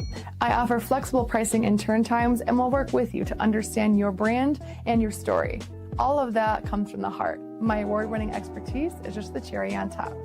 So let's get connected. After all, your brand is the alpha and my expertise is the omega. Discover our collection of handcrafted candles. That's right, every product is thoughtfully created in small batches free from harmful toxins for mindful everyday indulgence. Our candles are hand-poured in coconut soy wax with natural wood wicks, offering a long-lasting burn and rich fragrances. Create a cozy, safe ambiance for your home with candles from Alley Rose Fragrances. First-time customers use the promo code InsideEdge20 to receive 20% off your order. AlleyRoseFragrances.com, proud sponsor of the Inside Edge Podcast Network. Maser Moments Photography is a husband and wife wedding photography team based in Cleveland, owned and operated by Inside Edge Network's very own Ryan Maser and his wife, Hallie. For the past 10 years, they've captured more than 100 weddings across Northeast Ohio and beyond, always working together as a true two-person team. Their style centers on authentic, emotional storytelling, documenting the real moments between two people in love and creating images that feel natural, comfortable, and true to the couple. Rooted in Northern Ohio but inspired by their travels, Ryan and Hallie bring a warm, personal approach to every wedding day. Their work blends experience, consistency, and a genuine passion for helping couples relive their best day through timeless photography. Learn more at MaserMomentsPhotography.com by using the QR code on your screen right now.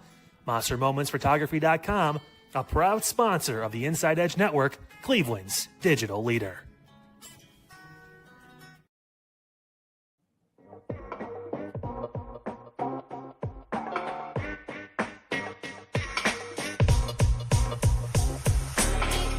This is Midnight Run on the Inside Edge Network. Here's your host, Anthony Alford.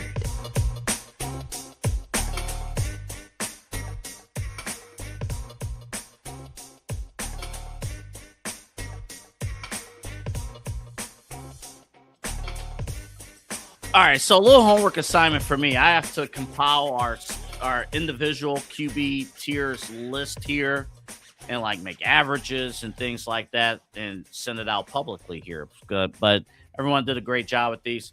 Let me pick a quarterback real quick from each division here. I'll just make some quick notes, and again, we'll release it all over the weekend or at some point next week. Remember, Mike Sando of The Athletic, he did the executive quarterback or with executives, head coaches, coordinators, general managers. He will be with me on Midnight Run this Monday night, early start time, our new start time, 11:30, right here on the Inside Edge Network. You do not want to miss that interview. Let me go through a few quarterbacks real quick. First off, AFC West for Mahomes. Can he remain a tier one quarterback? Will we talk about Mahomes as a tier one quarterback this time next year? When you're coming off an ACL injury, you know, can he move around how he used to be able to move around? That's going to be a big question with Mahomes. Also, recovery time. I don't know if he's slated for week 1, but early on, he will be tested. Be mindful, too, the schedule for Kansas City is a little soft in September for television reasons. So he'll have an opportunity. But can Mahomes perform like a tier one quarterback? In Mike Sando's list, he was not a universal tier one. Actually, on our network tiers, he was not a universal tier one. You know who did not vote Patrick Mahomes for tier one? The owner of our network, Peter Tullip, had him as a tier 2. Everyone else who voted has him as a tier 1. So that was very, very, very interesting. All right, to the NFC East. I kind of went a little out of order here. AFC North, we talked extensively about Shedeur Sanders and Deshaun Watson. The biggest question and the biggest disagreement internally is Joe Burrow. Joe Burrow on the Athletics QB tiers list is a tier 1. I have Joe Burrow as a tier 2. I am very concerned about his injury history. Can I give more than 10 games from Joe Burrow? I'm asking for 11 games for Joe Burrow. That's all I'm asking, 11 games. Can he be on the field for that long or not? You can't be a tier 1. There is no such thing as a part-time tier 1 quarterback. That's why I didn't vote for him as a tier 1.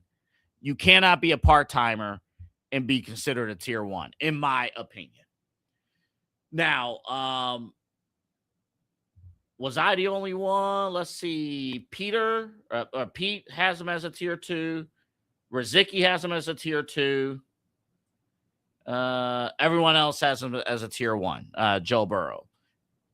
We're going to talk more about Joe Burrow next week. AFC East.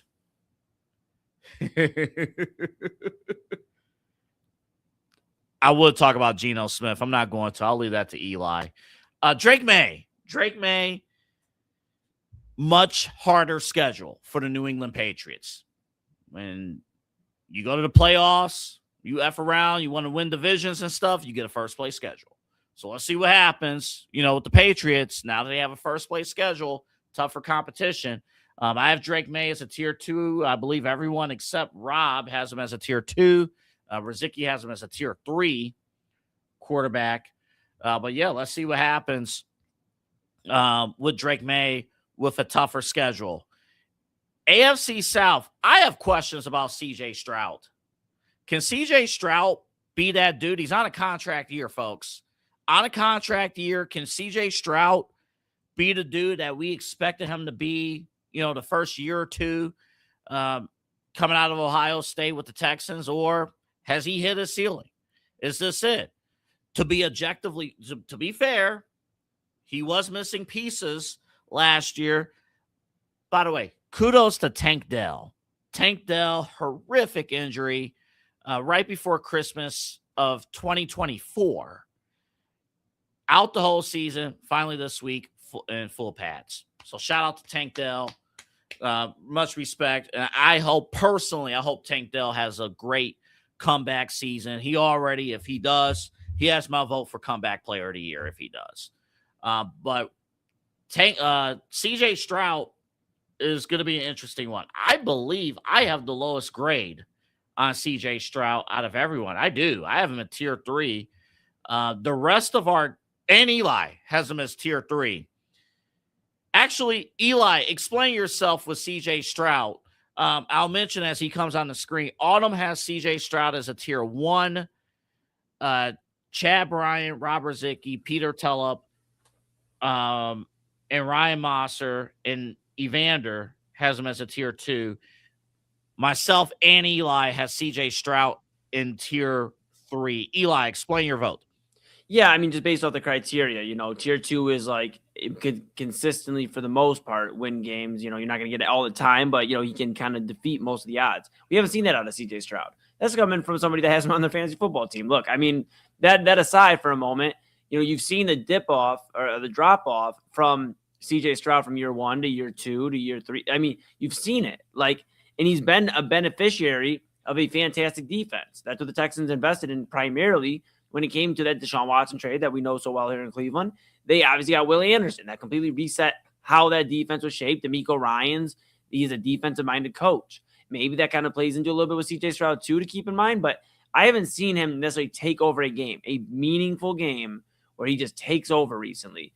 And maybe if we were ranking him after year 1 AA, he's probably a tier 2 quarterback in my mind. But this is not year 1 after year 1. This is, we're, like you said, a contract year.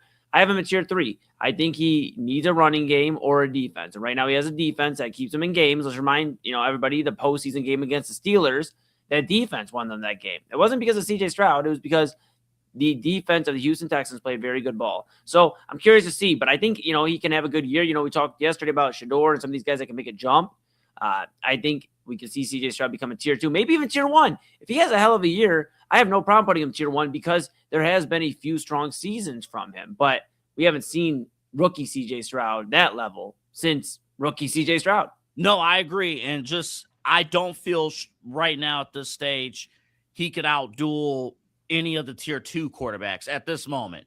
No, not right now. And you're exactly right. Tier 3, based on our standards, tier 3, you got a quarterback who's good, average to above average, who needs help around him, like significant help around him to be successful and not consistent. That's right. CJ Stroud. To the NFC East, the one I want to go to, the biggest question will be Jalen Hurts. I want to go to Jackson Dart. Okay. Jackson Dart, You have him at tier 4, which tier 4 means, still unproven, younger guy. It also means journeyman veteran as well. But I thought he did prove himself a little bit. I want to see more. I have him at tier 3. Dart has an opportunity out of all the tier 3/tier 4 guys. I think Dart has the strongest opportunity to ascend to tier 2, or dare I say, if the Giants win the division and they have a decent run in the playoffs under Harbaugh, a fringe tier 1. Yeah, I just think he's unproven right now. I think the hype and everything was starting to develop around him in New York, and then he got hurt. Scadaboo went down, and then he went down. And the Giants were a lot of fun for about those 5 to 6 weeks. Both of those guys were healthy, but it just kind of, the wheels fell off. And maybe that is a testament to how good Jackson Dart is. Is that a testament to how good Cam Scadaboo and Jackson Dart, the combo, is, which again ties into tier 3. Do you need a good running game? Scadaboo. Tyrone Tracy's going to get some more snaps. I believe they have Devin Singletary in that backfield too. I think so. Yes. I don't know if Jackson Dart is tier 1, tier 2 level. After this year, I think I could see him go to tier 3 AA, maybe tier 2, maybe. But I just think for me, when I looked at it, and I based my answer off of, there wasn't enough tape. If you're using the criteria that Joe Burrow needs to play 11 games to be tier 1, I believe Jackson Dart needs to play a full NFL season to be at least tier 3.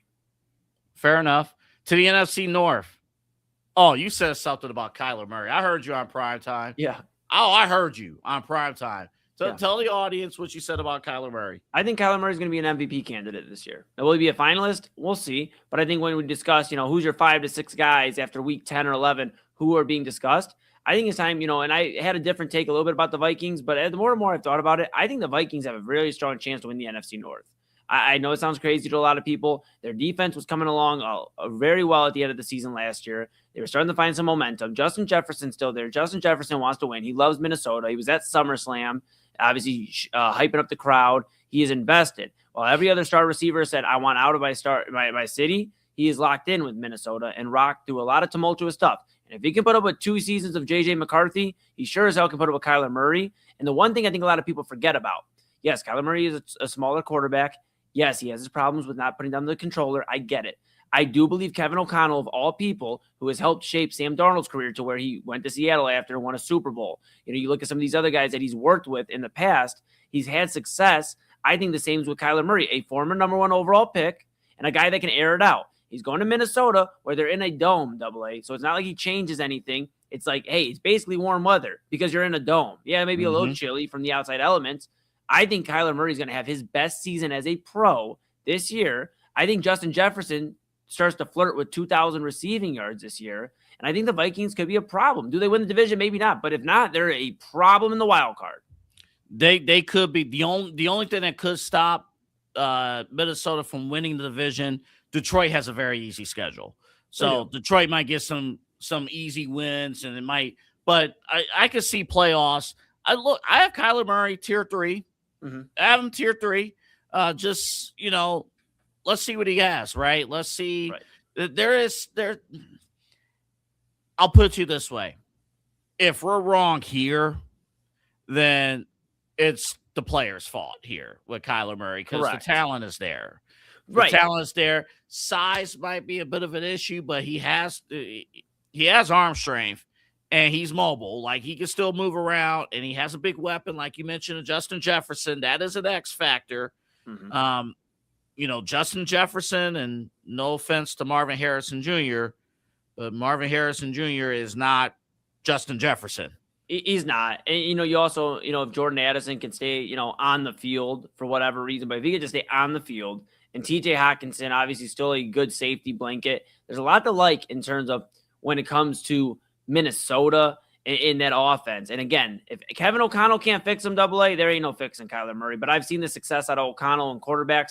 I believe Kyler Murray's going to have his best year as a pro. Can Bryce Young in the NFC South, can Carolina, can they run it back and get back into the playoffs? I have Bryce Young as a tier 3. You have him as a tier 3. There's a pretty consistent mix of 3s. There's some 2s. from our team as well. I think there's 3. Autumn, Chad, and Evander has Bryce Young at tier 2. The rest of us, myself or us, Pete, Rizicki, and Ryan Mosser has Bryce Young as a tier 3. Yeah, I just think he's not at the level of taking over games, which I believe was what tier 2 is, at least at some level. That Carolina defense is a menace. You have a ton of guys that are going to wreak havoc. This is the same Carolina team that was causing problems for Matthew Stafford in games. So Carolina's defense is very problematic, and I believe Bryce Young's benefited off of that. Now, you can't knock his growth. His growth has been incredible from year 1 to year 2 and so on and so forth. We have seen the development from Bryce Young to where he was going to get benched. He did get benched, and they were talking about life after Bryce Young. Well, he's changed that narrative. He is a starting quarterback with the Carolina Panthers, and I'm curious to see what they look like moving forward. How are guys like Xavier Legette going to look? He had a year last year. How's he going to look? Ted McMillan, first-round pick from not this past draft that just happened, but the year previously. How is he going to look? How are some of these guys around him going to look? I'm curious because I believe they lost Rico Dowdle in free agency. So I'm curious to see what they look like at the running game. But yeah, Bryce Young's not there yet. I'll tell you why I'm smiling here in a couple seconds. Okay. To the NFC West, our final division. All 4 of these quarterbacks are intriguing storyline. Jacoby Brissett, Matthew Stafford, Brock Purdy, and Sam Darnold, all intriguing in some way, shape, or form. We could talk about Stafford and is this tier 1 rating justified as universal across our team as a tier 1. I want to zero in on Jacoby Brissett.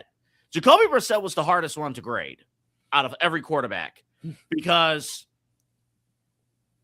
he is unproven, but he did ask for a lot of money. And fantasy football-wise, he was fantastic. He was fantastic for me. But he didn't win on the field. I almost wish there was a separate tier solely for Jacoby Brissett. I don't know. Yeah, and he's definitely not a tier 5 quarterback if anybody's thinking, well, he's a backup. Well, we've had him here in Cleveland. And he held it down. It wasn't necessarily pretty at all times, but he held it down. He's definitely serviceable. So I think he falls into that veteran journeyman because he's been at different spots. He started in New England, went to Indy, bounced around a few different spots, Cleveland in that run, and then, of course, now Arizona to get that bag. And I just think he's more of a journeyman, more of a veteran guy that you bring in to stabilize the locker room. I would be surprised if Jacoby Brissett starts the entire 17-game season. I know Carson Beck only had 1 game tonight, but he had a few impressive drives, few impressive plays, and it has a lot of people already discussing what the future could look like in Arizona. And maybe the Cardinals just paid this guy when they shouldn't have. And I'm not knocking Jacoby Brissett. Get that bag, and you know what? You play your hand right. But maybe the Cardinals are looking at life with Carson Beck by middle of the season. Now, you want to know what's amazing about live television or live podcasting? What's that? I have the tiers list on the other screen. Like it's being updated. It's being updated right now. Hey, once you put it in, you can't update it. Once you can't put it in, you can't update it. Unless you haven't filled it out yet. Kyle just put in his votes. You want to know some of the I'm not revealing the whole. I'm going to share the entire list over the weekend. Yes. But let's see if anything stands out out of the. Where does he have Darnold at? Good question. Tier 2. I figured he had him in his top 10 list earlier on Unfiltered earlier this month. So that makes sense. I believe I had Darnold at tier 3, if I'm not mistaken. I think I had all right. So a few interesting votes here. Let's see. Just looking through Lamar tier 2, Joe Burrow tier 1. Aaron Rodgers tier. We haven't talked much about Aaron Rodgers. We will as camp continues. The overall consensus of Aaron Rodgers mostly tier 3, but there are 2s. Kyle, your dad, Papa Moon. Yes. Pete has tier 2. Let's see. Drake May. Kyle has him as a tier 1. Yeah, he's very high on Drake May. I think he had him in his top 5 or 6 in that same list with Darnold at 10. And I don't know. I mean, Kyle and I disagree on some things, and one of us will be right and one of us will be wrong. That's how things work. But I just believe Drake May, you mentioned it earlier, benefited off of a bad schedule, and they were able to ride the hot hand and do it. Now, if he can do it again, I'll eat my words, but I'm curious. Stephon Diggs, I know, is not necessarily the greatest locker room chemistry guy, but he also provided a lot of value on the offensive side of things. And they lost Stephon Diggs. He's now in Washington. I don't know what it's going to look like for New England in terms of, hey, who is Drake May throwing the ball to? Because they didn't really add a lot of guys on that offensive side that stand out to me like, wow. I get that. I know they added A.J. Brown. I think that's going to be more of a problem than people think. And that's what I'll say. I know we have a ton of time before the regular season starts. Not a ton, but enough to break it down. I think we'll talk about it on prime time. But I just think the Patriots are going to be a disaster. Everything in the offseason that's going to affect a young quarterback. He's still a young quarterback. He's in year 3. This is going to affect a young quarterback. And now you have to worry about what everything Jalen Hurts had to worry about in Philadelphia, except for you don't have a Super Bowl ring with the guy, and you're not friends with him going into this. A.J. Brown is going to want the ball 13 to 15 times targeted a game. And on the low end, okay, 9 to 10. How is Drake May going to be able to force feed A.J. Brown the ball and still be efficient? Because the big thing that we talked about about Drake May is his ability to spread the ball around and make some of these guys that weren't necessarily superstars or even stars look better than what they were. So I don't know how that's going to look when we've seen it in Cleveland AA with Baker Mayfield. And I know whatever. But you see with Baker Mayfield, when he had to get Odell Beckham Jr. the ball because it was the Odell show, it didn't work. It actually stunted It didn't work. It was a problem. And we got to remember, too, with Drake May, and this is the one time I'll use his experiences run to the Super Bowl as a negative just for argument's sake. In the AFC Championship game, because of the elements, he wasn't really required to drive the ball down the field. It was just don't turn the ball over. Right. In the Super Bowl, he didn't drive the ball down the field at all. Right. Seattle took care of him, took him out back in the Super Bowl.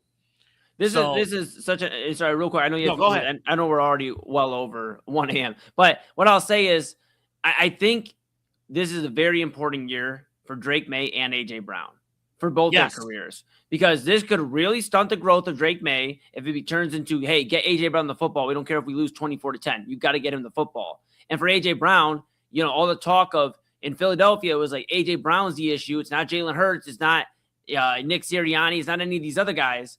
Is A.J. Brown going to be able to have a standout year where he goes, look, it wasn't me that was the issue. I just need to get somewhere else and change the scenery. This is a very important year for both those guys.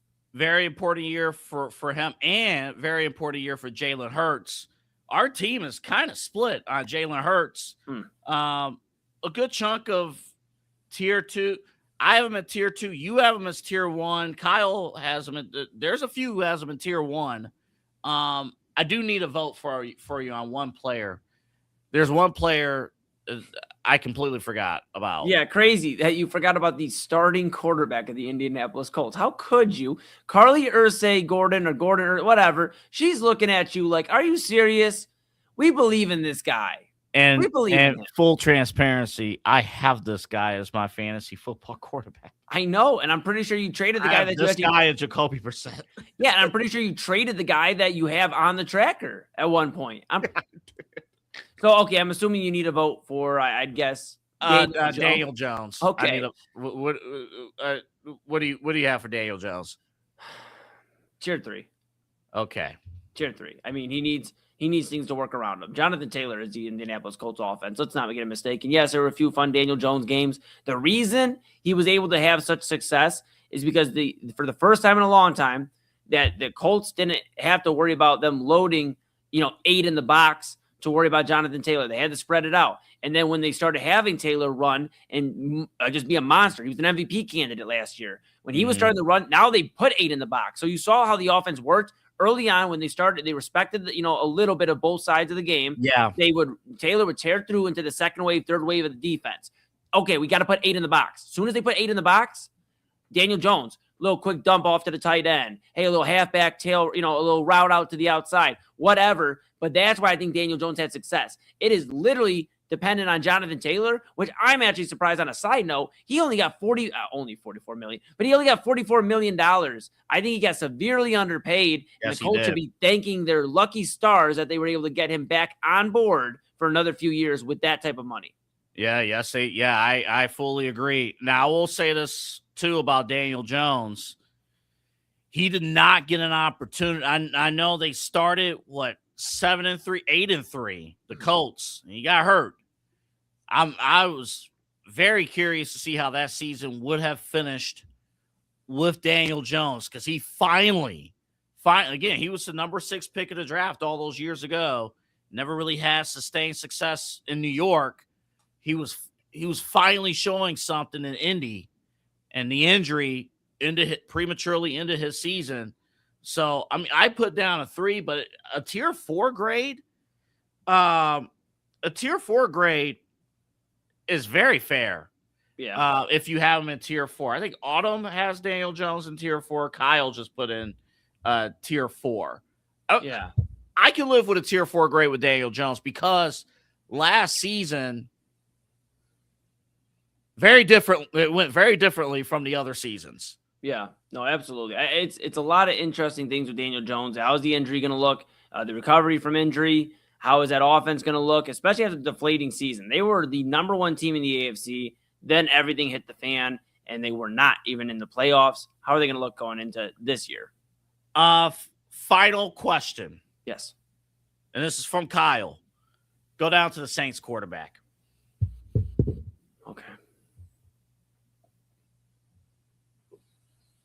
Okay. Yeah, Tyler Shuck. Yeah.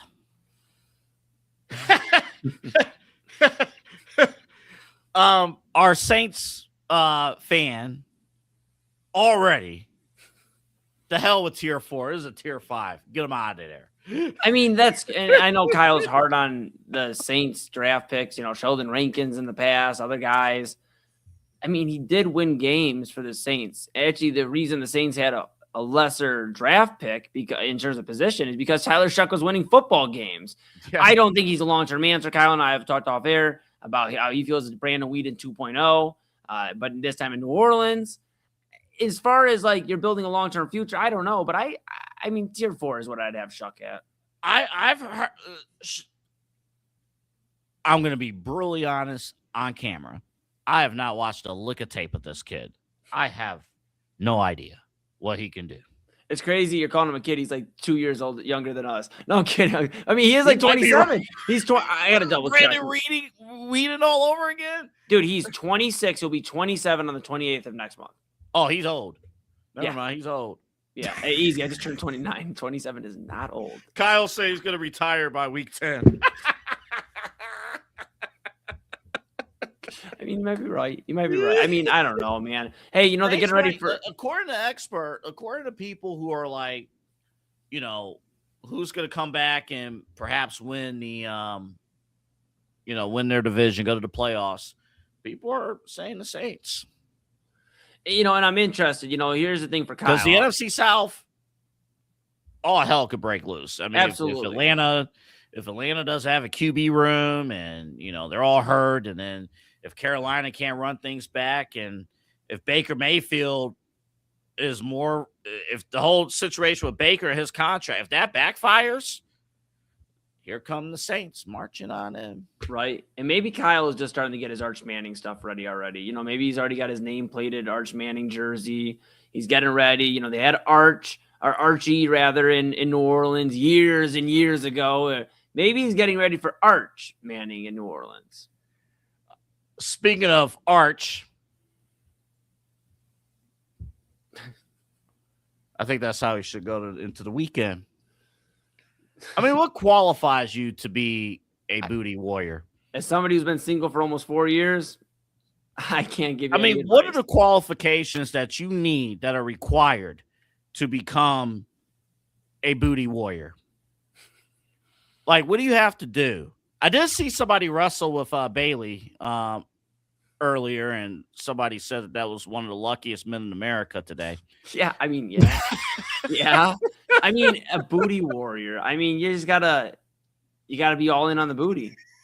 You gotta be all in on the booty. He likes that. You know what? Oh my goodness, dude. And the crazy thing, we have all this ass talk, and then here's Pop Moon with the most wholesome comment of all time. OH, he's just ready for Buckeyes football, man. OH.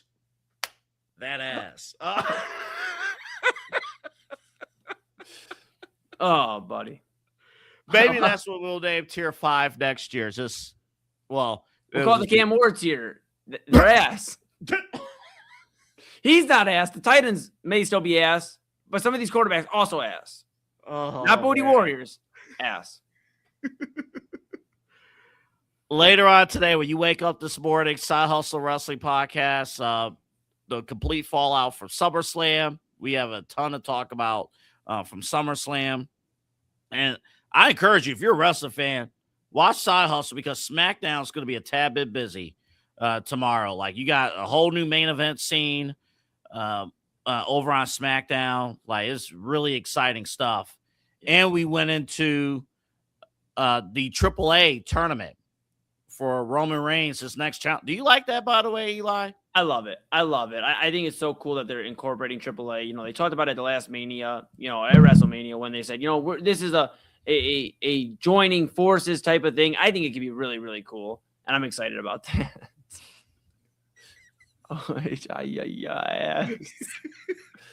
I'm so glad Kyle's joining the evening stream.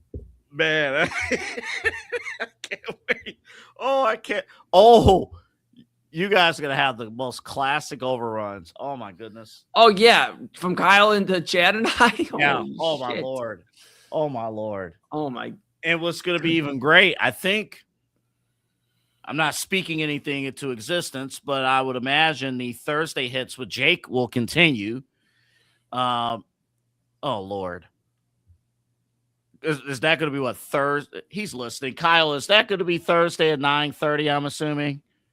He'll respond if the answer is yes. He'll confirm. But if it's Thursdays at 9:30 starting this week, that's going to, oh, Lord. Well, folks, Jake, Kyle, it's been a great run. Jake, Kyle, Chad, and I. Somebody get a fire extinguisher because that thing's going to be it's going to be crazy.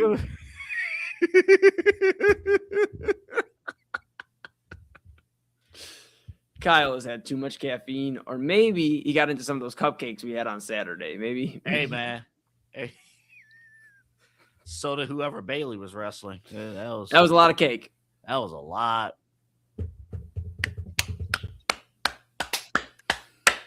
This the new Chad Gable? Yeah.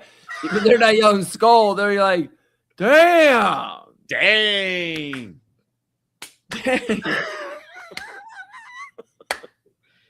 Going to the club, going to the. All right, it's 1:30. Our first 90-minute show officially kicks off on Monday. Yeah. But damn it, today was practice. Have a good night. Kyle will be on tomorrow, 5 o'clock. The rest of us will be back with you on Monday. And you'll see us periodically throughout. We got main event. You got Real Talk with Papa Moon. You got Side Hustle in a few hours. So definitely check that out. But Monday, Kyle joins the evening stream all the way through 9 to 1 o'clock. And then don't worry, if you're a Daily Spiral fan, Autumn will be back the following Monday, and we just roll through. We're growing. And again, thank you guys for your support. Be safe. And don't be diving in anything you're not supposed to. And if you do, just keep yourself protected. Have a good night, everybody. Bye-bye.